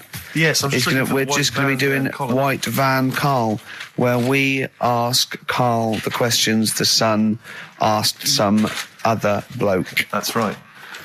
Because we think Karl's got more to say than anyone on anything. Karl only tells the truth, by the way. Just remember that, listeners. Off you go. Yes, well, today's White Van Man in the Sun is John Slade. He owns his own door maintenance company. His answers are very informative, I have to say. But, Karl, what do you make of the Channel 4 producer, aged 30, who duped a school into believing he was a teenager for a documentary? Are you familiar with this story? No, go on. Well, basically, a 30-year-old guy kind of fooled the school into thinking he was a pupil for a secret documentary. The school's outraged. Do you think that that's, for you, should anything go when it comes to making TV? I think I've said to you before, there's loads of kids at my school. I remember being in the first year, and kids who, what year do schools go up to? I was in the first year. What is it? 11. 5? Oh, sorry, first year of infants and juniors. No, secondary school. 11. Right, year 11. Kids have beards and stuff. No, not year 11. They're 11 when they first go to secondary school. Right. Well, I'm 11. The kids at the older end. Well, there's a fifth form, and then there's you can leave when you're 16, I think, can't you now? Right. Well, kids who were 16 looked old. They did have beards. I remember going there and thinking some of them were teachers. I think he's answered that. Next one. What's the next one? Tattoos and everything. I think they're kids in the earlier years even. What do you make of the fact that Mariah Carey's £38 million payoff has cost EMI staff their jobs, and we're talking 1,800 EMI staff who have lost their jobs? What do you think of that? Yeah, I mean, is that silly money, Mariah Carey, on 38 million? She doesn't need that much. She doesn't need that much. She has to dress nice, though. It's not her fault. I'd say it's bad business. Okay. Because EMI, did you say? Yes. Right. They've got rid of them staff. Yeah. Mariah Carey's left. Who's going to do the work? Do you think Mariah should come back and do some temping? Well, they should have got a loan and paid her. Okay. Do you know what I mean? Vicious circle, that. Right. Have you done a business degree or anything? Commerce. You did commerce. Where did you do that? What did you do with that? At school, I'd learned how to fill out a cheque. pay a bill, and I think I had a trip round Kellogg's. Did you get an O level or a GCSE? We know he didn't. You know, But was there a commerce exam, or was it just a division of can't maths? remember. What did he fill out a Was it a check? subset of It was maths? an option. It was like, if you want to do it, you can. What do was it? Fill out a check. Fill out Pay a check, bill. Pay a bill. Have a visit round Nip round Kellogg's. Kellogg's, and I saw my sister's boyfriend there at the time. He sorted me out with some variety packs. Really? What was in them? You know, Rice Krispies and Good stuff. Cocoa Pops? Space Dust or whatever it is. Space Nuts. So, sorry, that wasn't Ken Dodd, though. No. That was someone else, was it? That was an aunt. That was it, yeah. That wasn't Special K. Oh, dear. What about this then? Home Secretary David Blunkett admits that muggers rule some streets. Weird this, because when I was out with you, I don't believe it's going to be weird, whatever you say, no, Carl. Go on. when we were in that pub that night and we got talking about muggers and that, the tip is what I tend to do, because I nearly got mugged once. Act You mental. what? You nearly got mugged once? I nearly got mugged. Yeah. But I tried this technique of acting a bit mental. Right, and how did you act mental? Well, this guy wanted me trainers. And I was in Piccadilly Gardens in Manchester. It was quite late one night. And he come up, he said, I want them trainers. I said, you want them? I said, I worked hard for these. He said, how dare you come to me asking? And I got a bit livid. And he looked at me like, oh my God, he's got a right one here. And he left me. Were you acting mental, or were you just mental? No, I put it on a bit. Were you not petrified, though? Well, you don't think about it, do you, when you're sort of in the eyes of danger? Well, not you. Clearly, you're a brave man. So, what did you say? I just went a bit mad. I just kind of, because he said he wanted the trainers and they were dear ones at the time.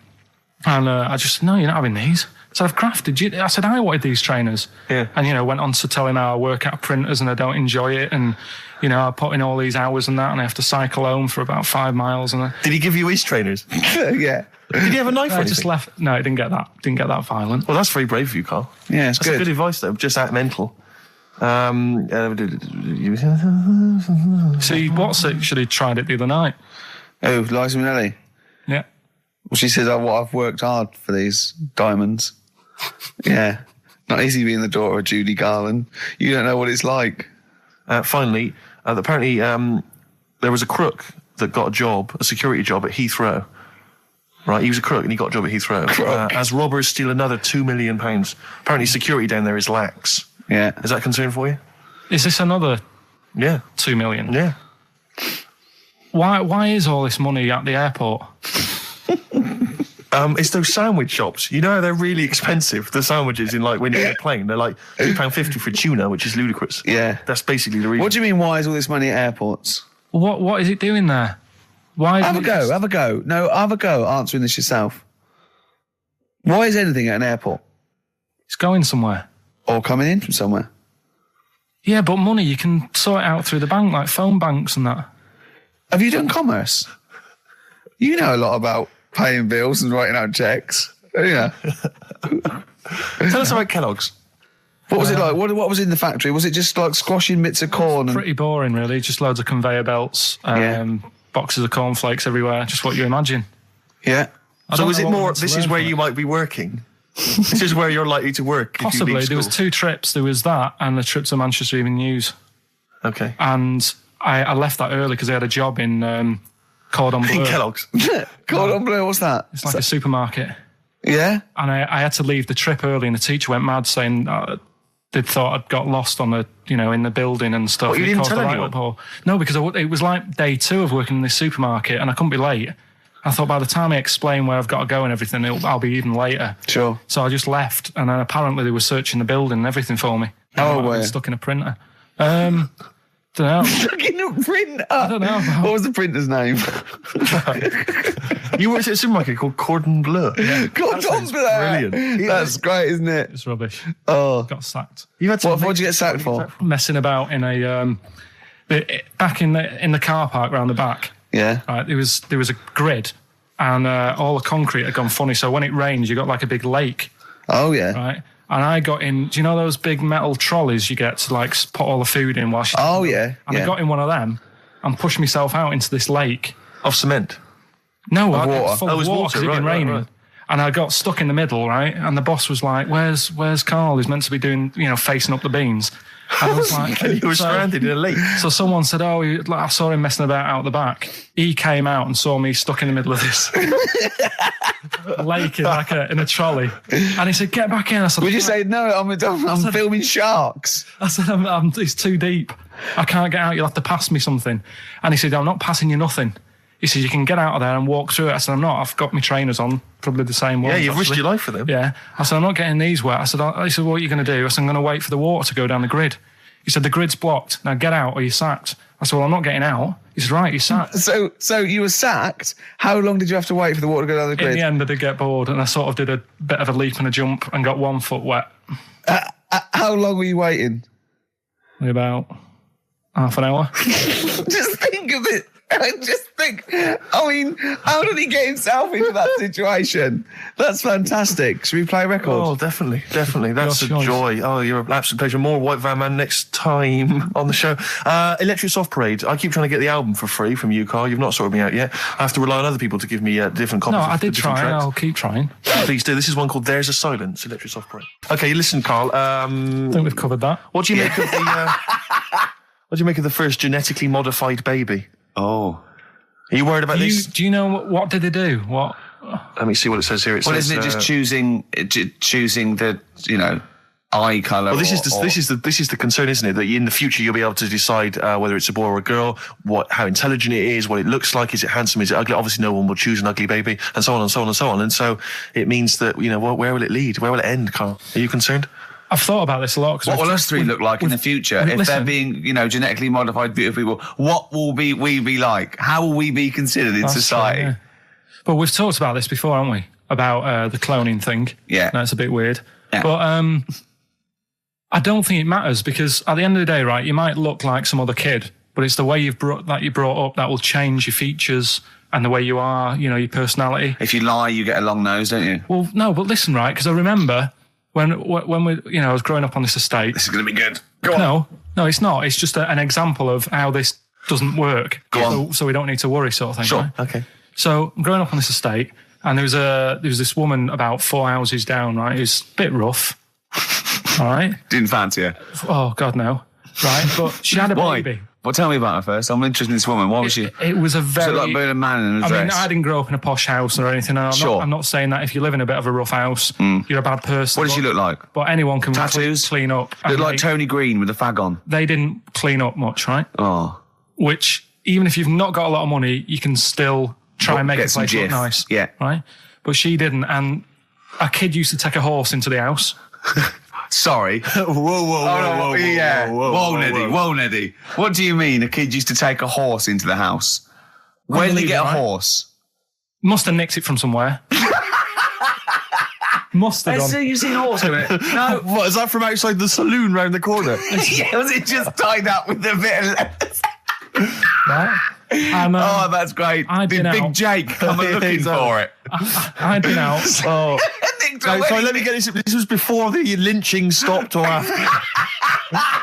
Where did he get a horse from? What do you mean he must have nicked it? His mum said, where'd you get that from? I bought it. All right then, but keep it out of the kitchen. I don't want you going cattling rustling. Where did he get a horse from, Karl? And how long did he have it for? Was he leading it or riding it? Mum, open the door. I can't I stop. can't stop it. Open the patio door as well. Looks like we got us a runaway. What do you mean? I don't know, but the thing is, they couldn't afford to buy one because they're not cheap. So I'm just guessing. Maybe that's wrong of me. But I think... He had a horse? Yeah, right. So That's why the family didn't have any money. They'd spend it on the horse. No, I don't Exactly. think, that's what I'm saying. I don't think they would have bought it. So anyway... Yeah, it's wise to whisper, Karl, in case they're listening. Yeah. And They could be in the room next door. It's not buying it, it's keeping it as well. Oh, So I was like in the car with my dad coming into the avenue, and you used to have to drive down it to turn round and, and sort of go back to our house. You had the traditional method of transport. Yeah. And the horse was in the lounge, Reading a paper. just like walking around. Oh, God! What? And when I was doing, I tried to earn myself some money once by flogging little flowers in plastic cups. What? This Right. is And I went- genius. It just keeps coming. What do you mean you're trying to flog little flowers? What do you mean? Wait. Let's play a record. Let's play a record and come back to this, because the story's going to just unravel and unravel. It's going to go on for hours. Let's play a track, deeper Carl. and deeper. It's like come an on, onion, Carl. isn't it? We've created a whole world here where there's a man living with a horse. Just walking around the lounge. I come from the West Country. I've never heard anything like that. I just think of a big sort of like orange carpet and it's got a rediffusion telly and this horse going, I'm fed up in here. Exactly. This is really... I am not taking the rubbish out again. Yeah. Right, play a record. Let's have Velvet Underground. We got that lined up. Oh, yeah, the God. classic from the first album. I'm waiting for the man. Let's come back to the horse in a second. Little flowers in pots. What do you mean? From that classic first album, Velvet Underground and Nico, which apparently peaked at a disappointing 171 in the US charts. Think of that. And that's obviously Lou Reed, the Velvet Underground, and Waiting for the Man. Yeah, great track. So we were talking, we were doing White Van Man, and we got onto genetically modified babies, but and then somehow Karl started doing a story about someone with a horse, and then he got onto, he was trying to make money selling flowers. Just do the flowers briefly. Well, hang on, I just want to recap slightly. So there was a family, and who had the horse in the family? It was... Because you lived on an estate in Manchester. So the mother was a right pig, apparently. I don't know if that's you relevant. don't need to go that far. But what I'm trying to do is like make a picture for you so you understand. What a a picture like? it Who is. did she look like? Bit of a, and no disrespect to her, bit like Pauline Quirk, Quirky, yeah. right? Okay, I knew you were going to say that. Yeah. I knew it was going to be Pauline. Did she have any tats? Did she have any tattoos? I've never got that close to her. Okay, all right. So who had the horse? Was this her son or her No, husband? her daughter. Her daughter had stolen a horse. Yeah, from, I don't know where, I think there was some stables down the road or something. And they kept the horse in the house with them. They kept it in the house. Did they didn't get have caught? it for long. No. So, and you said you were in the house one day and you saw the horse in No, there. what happened was, I was, they did this thing at school about raising money for charity, right? For some local charity. And they said you can do anything to raise money. And they came out with all these ideas and I thought, that's good. What was the charity? Well, I don't know. I thought, forget the charity. Yeah, that's I'm just a a good charity money making idea. So- You're a charity. So, so I asked my mum for some, she used to have a lot of flowers around the house. Sure. I said, can I just take some snippings off them? And I'll go and buy some plastic cups. And got some soil out of the garden, planted the bits of plants in them. Yeah. Got a tray. Yeah. Had about 25 plants on it, selling them for 25 pence each. Excellent. Did you sell any? Yeah, so loads. Did you just cut, you didn't just cut them and stick them in the Yeah, they soil? wouldn't have survived. But I think people sort of thought, well, good on him for trying. But anyway, so I went round to theirs because I thought their house could do with a bit of colour and stuff. Yeah. So it's a bit rough. So as I went... The horse went, thank God for that breakfast. They've been feeding me kitty cat. So I got up to the door and they opened the door and it was one of them houses where no carpet. Yeah, a horse in the living room. You know. We've all been there. And the horse was walking around the living room. Oh. I looked quite happy and everything because I always say that about animals. Black Beauty right? was on. Yeah. Well, think about it, right? If you were a horse, where would you rather be? In a little wooden hut with a load of hay, or in like a house with a Central heating. 3-piece suite and Sure. a telly and that? Telling you that. No, but I was saying this the other day, And an Atari. right? I was walking through London. the other Commodore day. 64, Yeah. rubbish. Exactly. Walking through London with Suzanne, right? Yeah. And you know, like homeless people always have dogs. And Yeah. she said, "Oh, I hope she looks after it." I said, "They've got that dog is happier than most dogs, Right. Because people always walk past and give it a pat on the head. Yeah. It's with its owner all the time. Yeah. It's out in the open. It's not locked up in a house. Yeah. It doesn't You know what I eat, mean? but other than that... No, it does eat though. They're always all right. So that's what I was saying. I think this horse was doing all right for itself. Do you know what I mean? Well, not many horses have got their own house. Exactly. For a start, yeah. But anyway, that's That's what by we the were talking by. about. Yeah. So anyway, this family who's a bit. What we were talking about, it was about cloning. Genetically modified kids and all that stuff, yeah. Right. Now, what I'm saying is you could say, you know, right, Steve, you could have a baby, right? And Ricky could see it and say, God, I want one that looks like that. Yeah. Right? It could happen, Rick.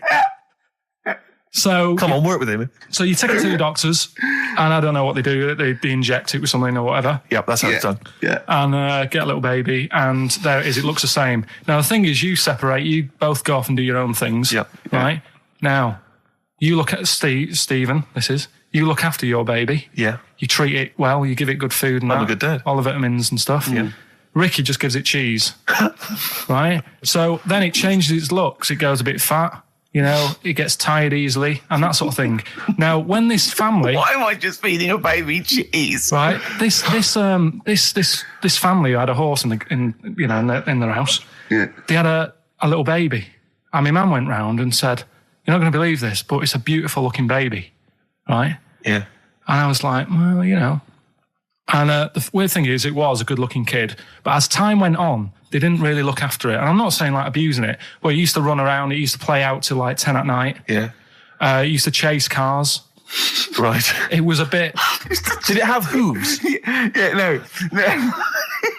Chase cars. Right. What sort of kid chases cars? Oh God! No. Was it called Rover? Did it catch sticks? It's Liam, it was called, right? Right. Now, the weird thing is, it was a good-looking kid, but as time went on, and all that, like, not eating properly, and its hair was all patchy.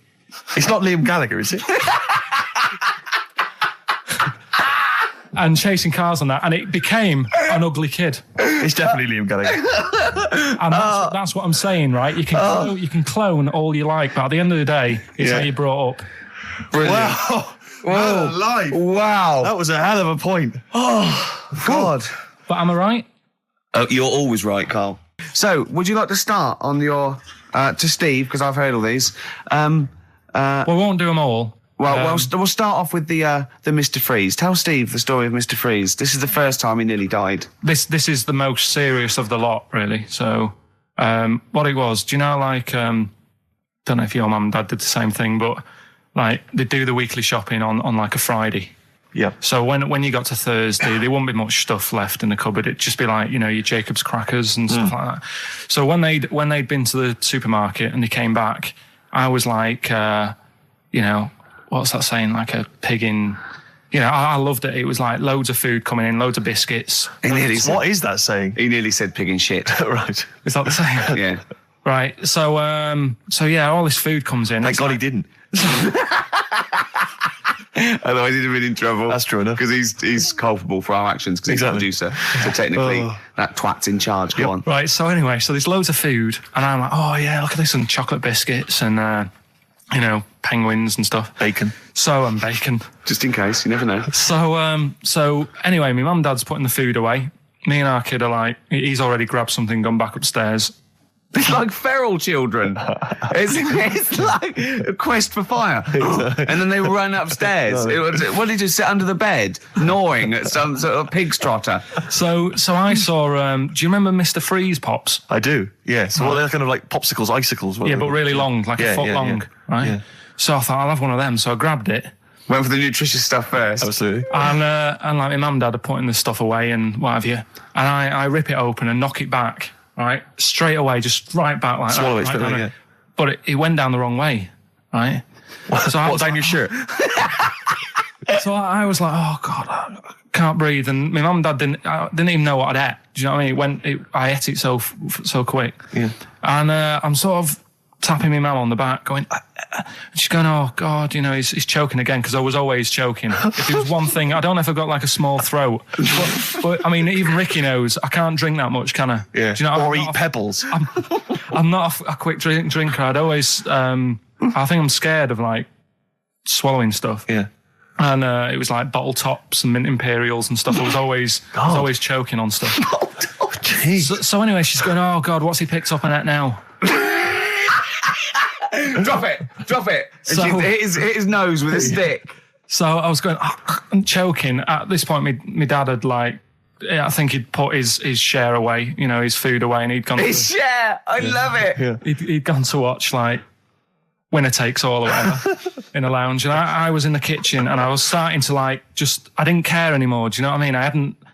I just got to that point where I wasn't struggling anymore. You just thought, I'm done I just for. was like falling to the ground. And my mum's going, you know, get in here, I think it's serious. My dad comes in and sort of starts shouting at me, saying that's what you get for being greedy. He didn't even know what I'd eaten. Well, it was the moment to teach you a lesson, certainly. So he's there like that, and my mum's going, oh, look at him. And my lips were going purple, and my eyes were rolling into the back of my head. You look like Marilyn Manson. And so anyway, she grabbed me from behind and did that fireman thing. The Heimlich manoeuvre. Yeah. And, you know, winded me. And it came up, and I was all right. What, the whole popsicle came flying back out? You see, that's what I don't understand. Because there was nothing there. No, just a little bit. No, it swells up, doesn't it? Because it irritated it. So it went down your sort of like your epiglottis. It went down the wrong way, like it went into your air canal instead of your throat, and it sort of spasms, and that's the fear. You just got to calm it down and relax. So in time, I would have been all right. Yeah, anyway. you don't. Well, no, you might have. So that's so that's hang on. one. So, so No. But the weird thing is, like for like 3 days after that, I felt like a sort of a special person. I went to school. I'm saying nothing. I did full days. a special needs person. Yeah. I went to school the next 3 days after that. I didn't like wag it or anything. I did full days. I love that. 3 days, turn over a new leaf. Exactly. After 3 days, you thought, screw it. Yeah, Well, did a quick history exam. But have you ever had that where you've like felt like I've been given another chance here? Right, next one. weird. That's popsicle. That's popsicle hell, we'll call that. Right, next one. Which one's the next one? Oh, what about your paper round? Right. Can I ask very quickly, did your life flash before your eyes like they say it did? No, I just sort of went really calm and like, I'm ready for this now. Right. I wasn't bothered, you know what I mean? I You had wasn't no scared. regrets? No.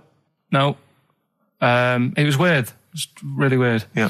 But anyway, the paper round one. Paper round, I'd still say it's the best job I've ever had.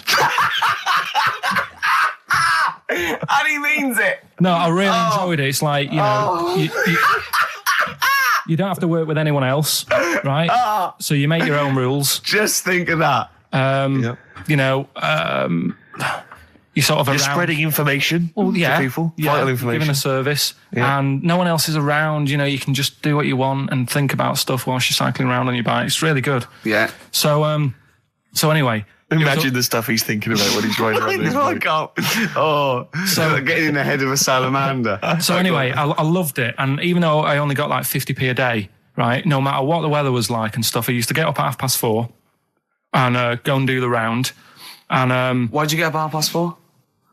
because I wanted to watch the Pink Panther at 5:30, so I wanted to get me paper round done. I said, why didn't you watch the Pink Panther? And then do the paper like, round. he went, I can't sit there thinking I've got my paper round to do. He'll ruin it for him. Yeah. So is it a good job or not? So Go on. 4:30, I was up and about, and this morning it was like winter, really bad winter, bad snow, you know, freezing cold, really windy and all that. And my mum said to me before I went to bed, she said, "Don't be getting up tomorrow. I'll give you the 50p." I said, "It's not about the 50p." So, you know, people want the papers and stuff. So, Conscientious. so anyway, I went to bed thinking, you know, that's it. I've told her I'm still going. So, you know, whatever. Go to sleep, get up in the morning and put all my kit on. And I used to have layers of clothing on because it was really cold. I had like a big anorak on with the fur on. I had like waterproof pants and I got my paper round bag. And I went downstairs to get out and tried to open the door and it was locked. I thought, oh, God. So she'd locked it so I couldn't go out. So I'm searching around the house looking for the keys. She must have hid them somewhere. I thought, oh, God, you know, I've got the papers to do. So I thought, how can I get out? So I went upstairs, climbed out of the bathroom window. God. Right, and to try and jump out of the bathroom window onto the porch. But the problem was I had so much gear on, I was like the Michelin Man. So I could hardly move as it is. Yeah. And I try to get out the window and I'm like, try to stretch down like that, get my foot on the porch. And my bag got caught on like the hook of, do you know, like how you have a hook so you can put the window open? Right, yeah. The little arm goes on. My bag had got caught on that. I was holding on to the wall and my foot on the thing so I couldn't sort of pull it away in case I pulled it away and then fell on my head. Yeah. So I'm stuck there. Dangling. My dad comes back from working nights. Yeah. He thinks I'm a burglar. Gets out his gun. So he's shouting and stuff, going mad and going, "Dad, it's me." And he had to give us a hand using a... He's heard that wily trick in Manchester before. He had to help me using a washing prop thing, a big stick. What did he do? Well, he said, just hold on for your dear life and I'll sort of push the paper bag off the hook. Why didn't he go upstairs and sort it out? It was at that point where I was in the middle. There was nothing you could do. Do you know what I mean? It's at right. that point where you've just got to make a decision. Yeah. And by the time you go upstairs, who knows what might have happened? Sure. Do you know what I mean? You've got to act there and then, not messing around. Yeah. So And you could hear downstairs, now here he is, the Pink Panther. Yeah. Dad! Hurry up. Panther. Ever so pink. Oh. so that was close to death because I must have been about 30 foot in the air. Yeah. And I would have, you know, that would have been nasty if I fell to the concrete paving. So Well, And, there's more to come. Should we play a record and come back to this? Because he's got more. Oh, yeah, no. There but- must be one of them where you did fall on your head. This is the one I'm waiting for. There's got to be one. That was explained so much. Yeah. I nearly broke my back Jeez. once. My dad said I better can't kick me out. And I said I better can. And I don't remember this. You didn't tell me this one. I bet it can what? I was in the garden summer's day and it was that era when like doing kung fu and all that was really popular. Sure. And I was like messing about in the garden, punching the tree and stuff. And my dad said, What a kid he must have been. my dad said, I bet you can't kick your height. Kick your height? What, Yeah. you mean kick as high as yourself? Yeah, so I must have been like 5 foot or something then. And I said, of course I can. So I bet you can't. But instead of doing it on the grass, I did it on like the concrete bit. Kicked it, actually did it. I went, there you go. But then like get my foot down quick enough and land on you my back. paused to say, there, I've done it. Yeah. As opposed to putting your foot back on the ground. And landed on my back, and I'd still get back trouble now. Do you? Because they say that, don't they? So, to cut a long story short, he gave me about 4 or 5 near-death experiences, and he went, and the whole point of this, he went, so that's why I think I'm going to die of something horrible, like cancer. And I went, why? He went, right, you ready for this? Yeah. He said, well, I don't check my balls. Wait. He said, I don't like the feel. Karl, always check your balls. Do you I check don't like the yours? feel. Why don't you like the feel of your own balls? They just, I mean, you know that I don't like bodies anyway. Right. Do you know what I mean? It worries me a bit that you've got all that going on in your body, right? And your skin's keeping it all in place. Stop. We're going down a whole other avenue of discussion. Let's play a track. Let's come back to it. Oh, right. I've brought in this. This is free. You'll know from the jeans commercials. Yeah, and All that, Right Now Long and time everything, ago. yeah. All Right Now, yeah. But this is a great little track. This is My Brother Jake. Karl, any more? I'll tell that story that you were telling me about your dad when he was driving. Well, it's just that you were talking about, well, I mentioned Forrest Gump Yeah. and the Forrest Gump types. When my dad was when he was a taxi driver, Yeah. you used to have to sort of do your bit for the local area Oh, God. by taking the Yeah. Forrest Gump Yeah. people to Blackpool. Yeah. Is that what they're called now, the Forrest Gump people?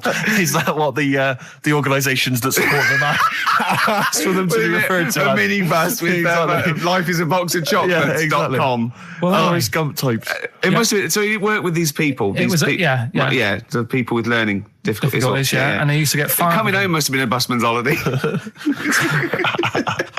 So he got 5 of them in the cab. Yeah. And he had to go to Blackpool, and 4 of them were really good, you know, behaving themselves, didn't mess about, weren't fighting and stuff. But there was one who was just causing loads of trouble, and they couldn't control him.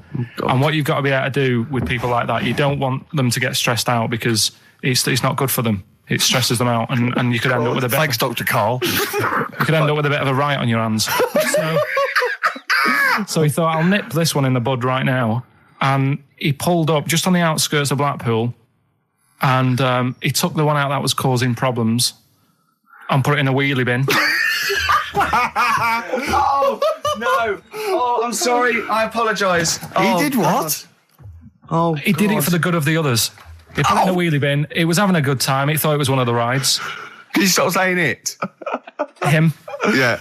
He was having a good time, and once he calmed down, my dad went back and picked him up, and he was fine. He had a good What, time. he left him in there the whole time the others were in Blackpool? No, he left him there, not the whole day, probably about an hour and a half In a wheelie bin. in a wheelie bin. Why couldn't he get out? Because, like, his arms were trapped on the thing. It's one of those... What, he tied him up? No, do you know, like, because he was a big fella, and, like, he managed to get him in so his arms were down the side like that, so he was a bit trapped. Wasn't And he screaming and crying and stuff? He was making a bit of noise, but, do you know what I mean? What, you feel served him right? Well, but anyway, I didn't really want to talk about it. You just brought it up because of Forrest Gump. Did his family know about this? Is this the first time they'd have heard about this? He didn't get asked to do it again. Because I remember, I think all kids go through a phase of shoplifting. Well. And when I was going through it, I used to just little things, just like magic markers and magazines, Mars bars, that sort of thing. Yeah. And Cigars and dildos. And one day, right, Same thing. that my mate Anthony, his mum called up my mum and said, I've got to meet up with you. I've got to have a word with you. And she said, what about? She said, I don't want to talk about it over the phone. So she goes, oh, right. Well, yeah, come round tonight then. So anyway, my mum sees me. She don't want to be in an awkward position and, like, be a bit embarrassed and what have you. So she sees me and she goes, right, Anthony's mum's coming round. What have you been doing? Yeah. So I go, oh, God. I said, I've been nicking stuff. So she goes, like, what? So, not big stuff. I've had a few calculators and Mars bars and stuff. How many? I'll just work it out. Hold on. Works out at 7.2 per day. So, How many calculators do you need? so it was when that phase. You failed maths, didn't you? Everyone wanted a calculator. It was like a trendy thing, wasn't it? Right. Oh, yeah. In Manchester a couple of years ago, yeah. So anyway, so I told her all this and I confessed to like... Computers will make it there one day. I confessed to There's magic in the back of battery. Go on. confessed to nicking all this stuff. She comes round. She only wanted to borrow some money. Brilliant. She said, "Oh, I don't like asking. I was a bit embarrassed to ask you over the phone, but can I borrow 20 quid?" Oh, that's fantastic. And there's me. That's great. And it's similar sort of thing to yours. And did you... And he went, hold on, Mum, let's just work out the interest on that. I bank 10%. She'll owe you £4.40. Oh, dear. So your mum was a loan shark. yeah. And did she mention? She went, that I you've been just- nicking stuff with that other? Because what I'm saying is, presumably you got your mate in trouble. No. Right, you didn't. No. She went, no worries, I'll just go and get my purse. It's on the dressing table. Exactly. Yeah. Carl, Do you want a cigar? what other things you used to give away at your disco then that you'd find on the dressing table? You used to go into your parents' room and go, what can I give away tonight? It was stuff like cigars. My Yeah. dad liked cigars. Yeah. I had a pair of tights. What do you mean? Unopened. You know, you get them in like a long... Who did you give that to? Just whoever did the prize. It was stuff like, you know, we did like a little raffle. Just imagine Carl going, this is for a pair Who's of going joyriding this Pretty week? Polly, sheer. Exactly. Yeah, who's doing a bank job this week? Exactly, that's what it was used for, yeah. Just little bits, you know, unopened makeup, just stuff like that. And did Right. their parents not notice? No, because it's stuff that you're not that bothered about. If a telly went missing, they'd notice it. They would, wouldn't they? They'd be staring at a wall for 3 days. But a pair of tights and a cigar and that, Yeah. get away with it. Yeah. But it's funny as well, because like you had two names. I just like remembered. I started off as Dazzling Darren's Disco, just because the first lights I could afford belonged to someone who had their name put in lights. Right. So I went along with You that had to name for a bit. pretend you were called Darren. That's lovely. That's great. Is it worth it? Brilliant. And then it went on to Pilkington making music. Yeah. Jeez. That's great. Anyway, should we have some more music? 'Cause, Yeah, we've go been on. waiting for hours. What are you going to play, Carl? We've got the Cooper Temple Claws. lined up. Brilliant. I'm going out today. I've never bought a suit since I was like 11. Right, I went to my brother's wedding. That's the last time I wore a suit. Right. Really? And you can't get anywhere near it now, can you? Can't get into that. No. That was a good day. What was it? What sort of suit was it? It was like a sort of a grey silver one, Excellent. quite flary. Nice. Well, try and go Little for something grey similar. silver one. Just think that with your little round head, what did that look like? I looked all right. Like he'd landed from the... Yeah, Just landed on it's it. like who's They the walk among spaceman? us. I didn't really need to wear a suit either, because I hardly went into the church. I was in the car park, right?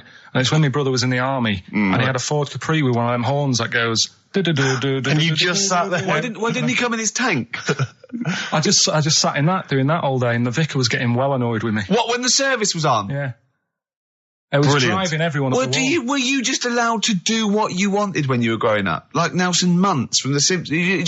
Were you just allowed, didn't matter, was there any discipline? You didn't have teachers, you didn't, why didn't someone come out and... I got a couple of good hidings off my dad a couple of times. What for? Just being mopey most of the time. If I had a strop on, he'd hate that. He could go out and burn something down or nick something, but don't wander around with your head down. well- Didn't he smack you for not liking a castle once? Yeah. No, what's that? Went to Carnarvon the other day, and I was bored. I was at that age when I just wanted to go in an arcade, and my dad was saying, come and see the castle, you know, there's history here. And I still don't like castles. It's one of them things that, again, just too far back to sort of even think about people living in them. Yeah. Do you know what I mean? So I was just like, look, it's a wreck, you know, knock it down, flatten the thing. Sure. And I was being really mopey. Isn't that great? And it's weird, because now, like, my mum and dad have retired and gone to Wales. Yeah. And now and again, he texts me there, and every time we get to the point where he gave me a clout, he goes, "You're getting flashbacks, son." Yeah. Well, it's a sobering lesson for you. Yeah. You're not on the British Heritage Committee anymore, are you? This is the National Trust land. Tarmac it. The biggest car park in Britain, for Christ's sake. Iggy Pop on board on XFM 104.9. I'm Ricky Gervais.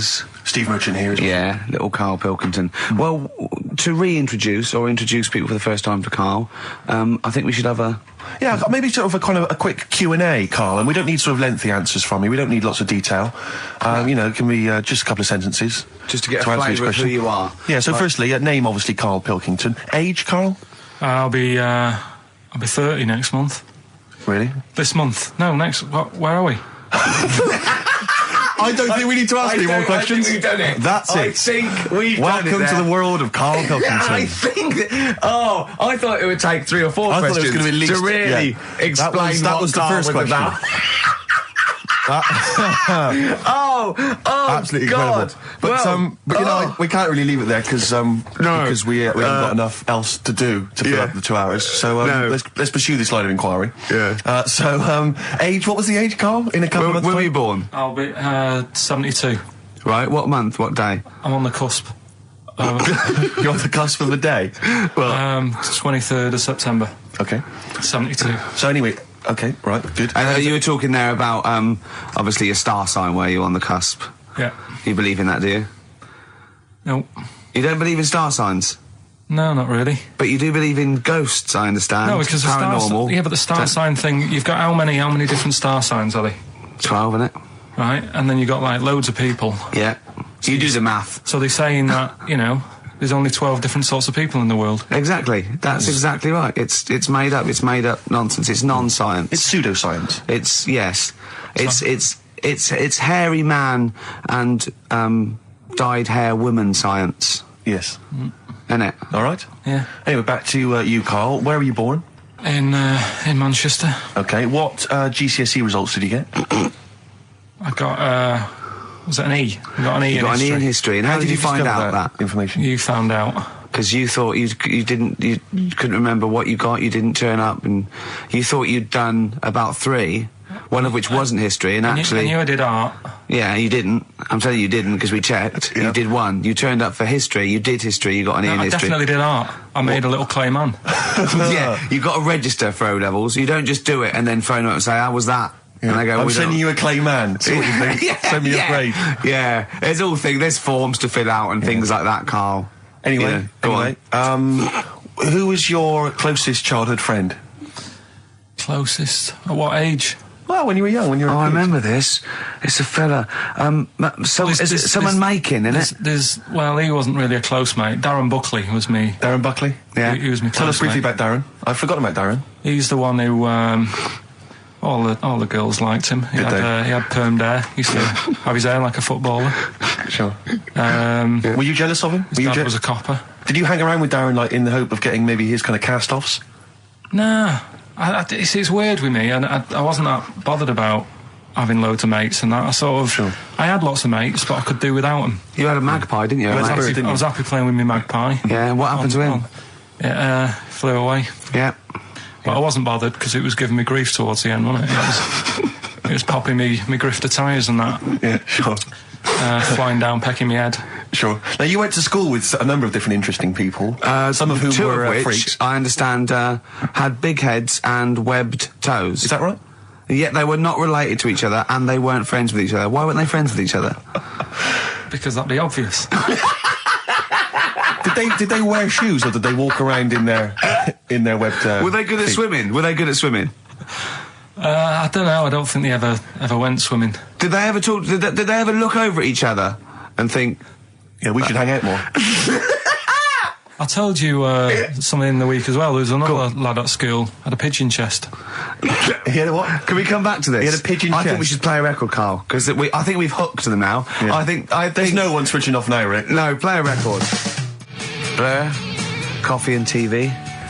Karl, I said it's not the best Blur song when it was playing. You know, I don't want to diss it, but, you know, it's not the best one. I mean, that's Absolutely not. fact. Sure. You know. Yeah. Karl went, like the video, though, that little milk carton. Yeah.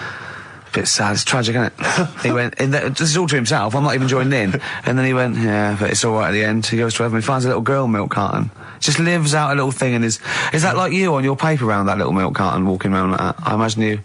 Oh, people don't know, but if you just tuned in, Karl had a paper round. It's his favourite job ever. And he maintains it's the best job he's ever had. Isn't it, Karl?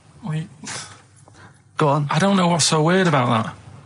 It's a paper round. Yeah, but look forget It's not all the most that. fulfilling of jobs. Look at the way it works, right? you get it out of the way at the start of the day, so you got the rest of the day to yourself. That's the same as signing on. Your own boss. You know. Same as signing on. Well, you're not your own boss. The guy at the news agent's your boss. Yeah. Yeah. But That's great. You've proven me wrong there. Yeah. Yeah, that's great. Nah. Yeah. Nah, not really. Would that stand up in court? Where you were found with the dagger? Nah. Was I? when are we playing the new game? Oh, Karl's got a new game. Karl's very excited. I was just, we were talking about something before. Yeah, well, the freaks used to go. You had people with big heads, two web feet, didn't hang around each other. That would be too obvious. You had a fella with a pigeon chest. Yeah, what's the story with the pigeon chest? Don't know how it happened. It was like it looked like somebody sort of hit him on the back with a big hammer, and it had come out at the front. Yeah, and I've never seen it since. Could that have been the answer? What? Why he had it? Why had it? Possibly, I suppose, in your neck of the woods. Yeah, don't know. Never asked him. It's just come back to haunt you, has it? The pigeon chest? No, it's just that when you mentioned about kids at school, I forgot all about him. He's talking about the kids with the web feet and the big heads. Yeah, and I forgot about the little old the pigeon boy. Yeah, pigeon. Yeah. You remember that time when I nearly died when I choked on a Mr. Freeze pop? Right? No, tell us that one again. No, I told you, didn't I? Tell us again. Yeah, but the people will remember it, and then it's... They weren't listening. Go on. What happened? It was ages ago when my mum and dad used to go out shopping on a Friday. 1970s? Get the food in. get a week's load of food in the cupboard and that, and we'd, they'd come in with all the food, and we'd all be like, oh, God, there's no food left on a Thursday, really, so we'd all be hungry on the Friday by the time the food got in. I love that, that they wouldn't eat it. I imagine him like jackal puppies. Yeah. Just like licking your parents' mouth for food as they come through the door. So they come in from the supermarket, they're emptying the box. Our kid had got some biscuits and what have you. Frenzy, just a feeding frenzy, like pigeons. I grabbed the Mr. Freeze pop and knocked it back really quick, but it wasn't frozen, so I knocked it back so it was like a liquid, and it went down the wrong way, right, and I was choking, right, and I nearly died. It must have been about... How long can you go before you die? A couple of minutes to do it. I reckon about a minute 50. Right, I was really close to dying. How do you know you were close to dying? Did your life flash before you? No, but I just was like... There's loads of instances of him eating pops. Yeah, exactly. I just was dead. 40 of those. Whatever, right? Anyway. What do you think you'd see if your life flashed past you? What do you think, which elements would stand out for you, do you think? Start now, go back. What do you remember? What's the first thing you remember? As a kid? Yeah, just tell it now. Being in the hall and having our dog licking my face. That's your earliest memory? Yeah. Okay, what's the next one? Right, next one's probably being at primary school with Lindsay. Yeah. Was that your girlfriend? Well, a little friend who was a girl. Sure. Yeah. And we used to have like tins with letters in, and you'd have to write stuff. But anyway, what were we doing? I got confused. Right, so anyway... I'm intrigued by the dog that was licking your face. Well, bin that. We worked in that. No, it's a great feature. I just think you need to be a little bit more careful about what you consider to be education. Funny. I fell over. All right, well, we'll work on it next week. Play a tune, and what have you got for us? Because we've got a big competition. Come on. Do the competition. We've only got 25 Yeah, well, come on, Don't worry about it, Karl. Play a tune. We'll come back with Rockbusters. What are we playing? Let's play a bit of Tupac. Oh, that's what I'm coming out to, isn't it? Yeah, Fight. exactly. Yeah. Imagine it. Whack it up, whack it up. Right, when I did boxing at the youth club. Once, when he did boxing, he fought a little weak kid, because it was his first day, battered him. Next week, it was someone else's turn, and he got battered and he left. Yeah, I said, right, I've had enough. But there was yeah. There was a ladder there that I had to work, right? And I decided after the sort of the first step, I thought, it's not for me, this. Yeah. But if you win, it's all kind of like, right, well... Yeah, the world's your oyster. But it's a programme. It's just a one-off programme, isn't it? It's like, it is like, you got to treat it like faking it. Yeah, but faking it, right? That little gay fella who ended up being a doorman, he's actually doing that as a proper job now or something. He loved it so much. Do you seriously think I have any intentions of getting into the fight game and leaving entertainment behind? Well, what's the point then? What do you mean? What's the point in watching television? It's entertainment. Or educational. I watch it to sort of soak in information. Well, this is educational. I'm learning a lot. I'm actually learning a lot, and I can't believe my luck. I've got professionals telling me, you know, hopefully how to lose weight and punch hard. That's just fun. It's like having golf lessons. Right, but say, I mean, here's an example. Go on. It's a nice way to plug it. We've got Rockbusters coming up in about 10 minutes or something, right? Now, Look forward to that. people email in, and they don't just do it for fun. They do it because they know they've got some good prizes lined up. Right. So they're doing it because it gets them something. Yeah, my prize is that I've learned something in life. I've gone through an experience, and hopefully I'll come out in some way better if I don't get mashed. That's it. That's the prize. That's why we do anything, isn't it? I think this is an example of you, Carl, is you give up too easy. Yeah, you and gave that up straight away. You think there's no point in anything. I did Crusaders I think I lasted that out for about 4 weeks. What's Crusaders? Well, it was my mate, right? He was religious. Uh-huh. And I'm not really.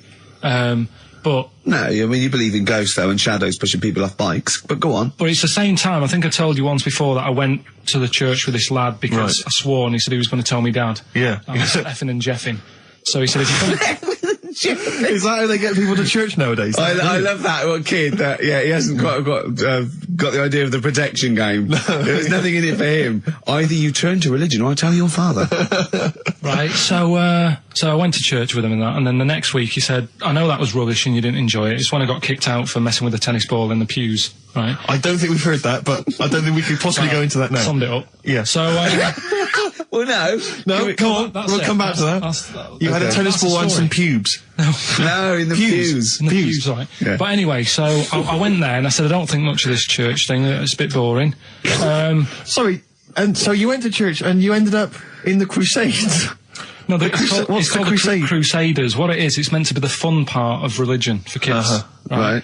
And my mate said, oh, you want to come along? It's, you go on a Friday night Yeah. and do it on a Sunday as well.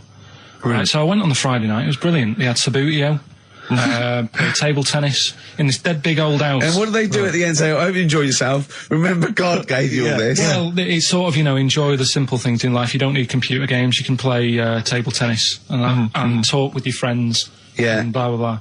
So, yeah, that's all right. I think you'd be happy in a young offenders institution. You get to clean the toilets there But as don't well. forget, Carl, I think God invented Nintendo too. Right. Well, anyway, so that was all right. I loved it on the Friday. Yeah. And my mate said if you go for 4 weeks in a row without missing a day, Yeah. you get a free badge. And, I was And like, salvation. I don't like all this sort of being stuck in stuff. Do you know what I mean? Right. That's what we had in Yeah, about don't get school. tied down. Do you Yeah. know what I mean? It's like, every day.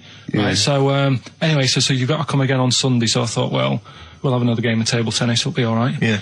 So anyway, I go on the Sunday. Who was this servant of God? Right. I go on the Sunday, it's like a totally different club. There's no table tennis, That's how they trick you. no Sabutio. Yeah. They start handing out Bibles. Oh. And It's I like a th- I was timeshare like, hang thing. on a minute, right? They trick you. So I didn't go again on Sundays. I used to just go on the Friday. Just go on the Friday. Brilliant. Brilliant. I'm amazed no one else saw through that. Well, the thing is, there used to be loads there on the Friday, so I I bet there thought they won't even notice that Yeah. I'm not, like, Yeah, do you know sure. what I mean? That I'm not showing up on a Sunday. So anyway, carried on. It was Just brilliant. this kid and the vicar? Oh, I love that. You got one over on the church. So Yeah. I was loving it, right? Playing table tennis and that. Yeah, and then wow. on a Sunday, they found out where I live, and the head fella started coming round, knocking on the door. God. He's everywhere, Rick. Why did he knock? The fella, Politeness. the fella who ran the club, he started coming round, knocking on the door. And I saw him coming up the path, and I said to my mum, "Oh, it's the fella from the Crusaders." Yeah. She didn't even know what I was. No. she She was thought like, you were "What off are nicking talking hubcaps about?" and stealing cars. She didn't Yeah, have a clue what I was talking about. You've been going to You church. went to church? I don't You believe it. little bleeder. That's not how we brought you up. So I said, "Look, just tell him I'm not in. Tell him I'm not in." And then she had to keep doing this, and they were coming round every Sunday to try and make me, like, go on a Sunday. It was really important that I went and that I was abusing the system and all this. Anyway, I didn't go. And then Why didn't they just tell you on next time we turned up on a Friday? Yeah. no, well, because there was so many people there on a Friday, you just get mixed in the crowd. Right. It was jammed. It was well popular on a Friday. Yeah. Yeah. Right. But anyway, on one of the Sundays, it was quiet for a bit, and they stopped coming round. So I thought, right, I can go out again, right, on a Sunday, because I used to avoid hanging around the house. What sort of reign of terror is this? Incredible. So I thought, It's like right. the Spanish Inquisition. So I thought, great, they forgot about me. Yeah. Everything, I can carry on in sort of normal life now. Yeah. And I was playing out in the avenue. Fella comes round. Oh. And he goes, there you are. You know, you're always busy on a Sunday. You enjoy Fridays and that, don't you? I was like, yeah. He goes, well, come on, you've got to come with me. And I couldn't get out of it. No. You know what I mean? It's like, what could I say? Charlie says. Right? Yeah. So, anyway, he nearly killed me in a car crash. So that was the excuse I used next time. He had a Mini, right? And he was driving us there, and he hit the curb, nearly sort of turned over the Mini. Right? There was like 3 of us in the back. So I said... Is that a record? So next time, Or was it a joke? Next time he came round to pick us up, I said, look, really enjoyed it and that. I said, but ever since that journey, I really, you know, I don't want to get in the car with you again because it scared me a bit. And I said, all right then, I didn't have to go again. That's all right, isn't it? That's extraordinary. Yeah. He almost killed you in a car It's a crash. parable. Thank God no one was hurt. Yeah. I remember that. Your life moves in incredible ways. Yeah. Rather like God. Yeah. So, So there you go. they're probably round there now, aren't they? Going, is he coming tomorrow? What we got? Well, we're talking about the prizes next. Well, let's talk about the prizes. We've We've got the big game Rockbusters coming your way soon, Rick. I know you're excited about that. And is there more Educating Ricky this week? Have you got that planned? There is. We are struggling on that feature a bit now because I feel like we've covered a lot of topics. Yeah, I know. Well, I know about hairy Chinese kids Yeah. and deaf people that hit their head and can hear again. So I don't think there's lots more to learn in life.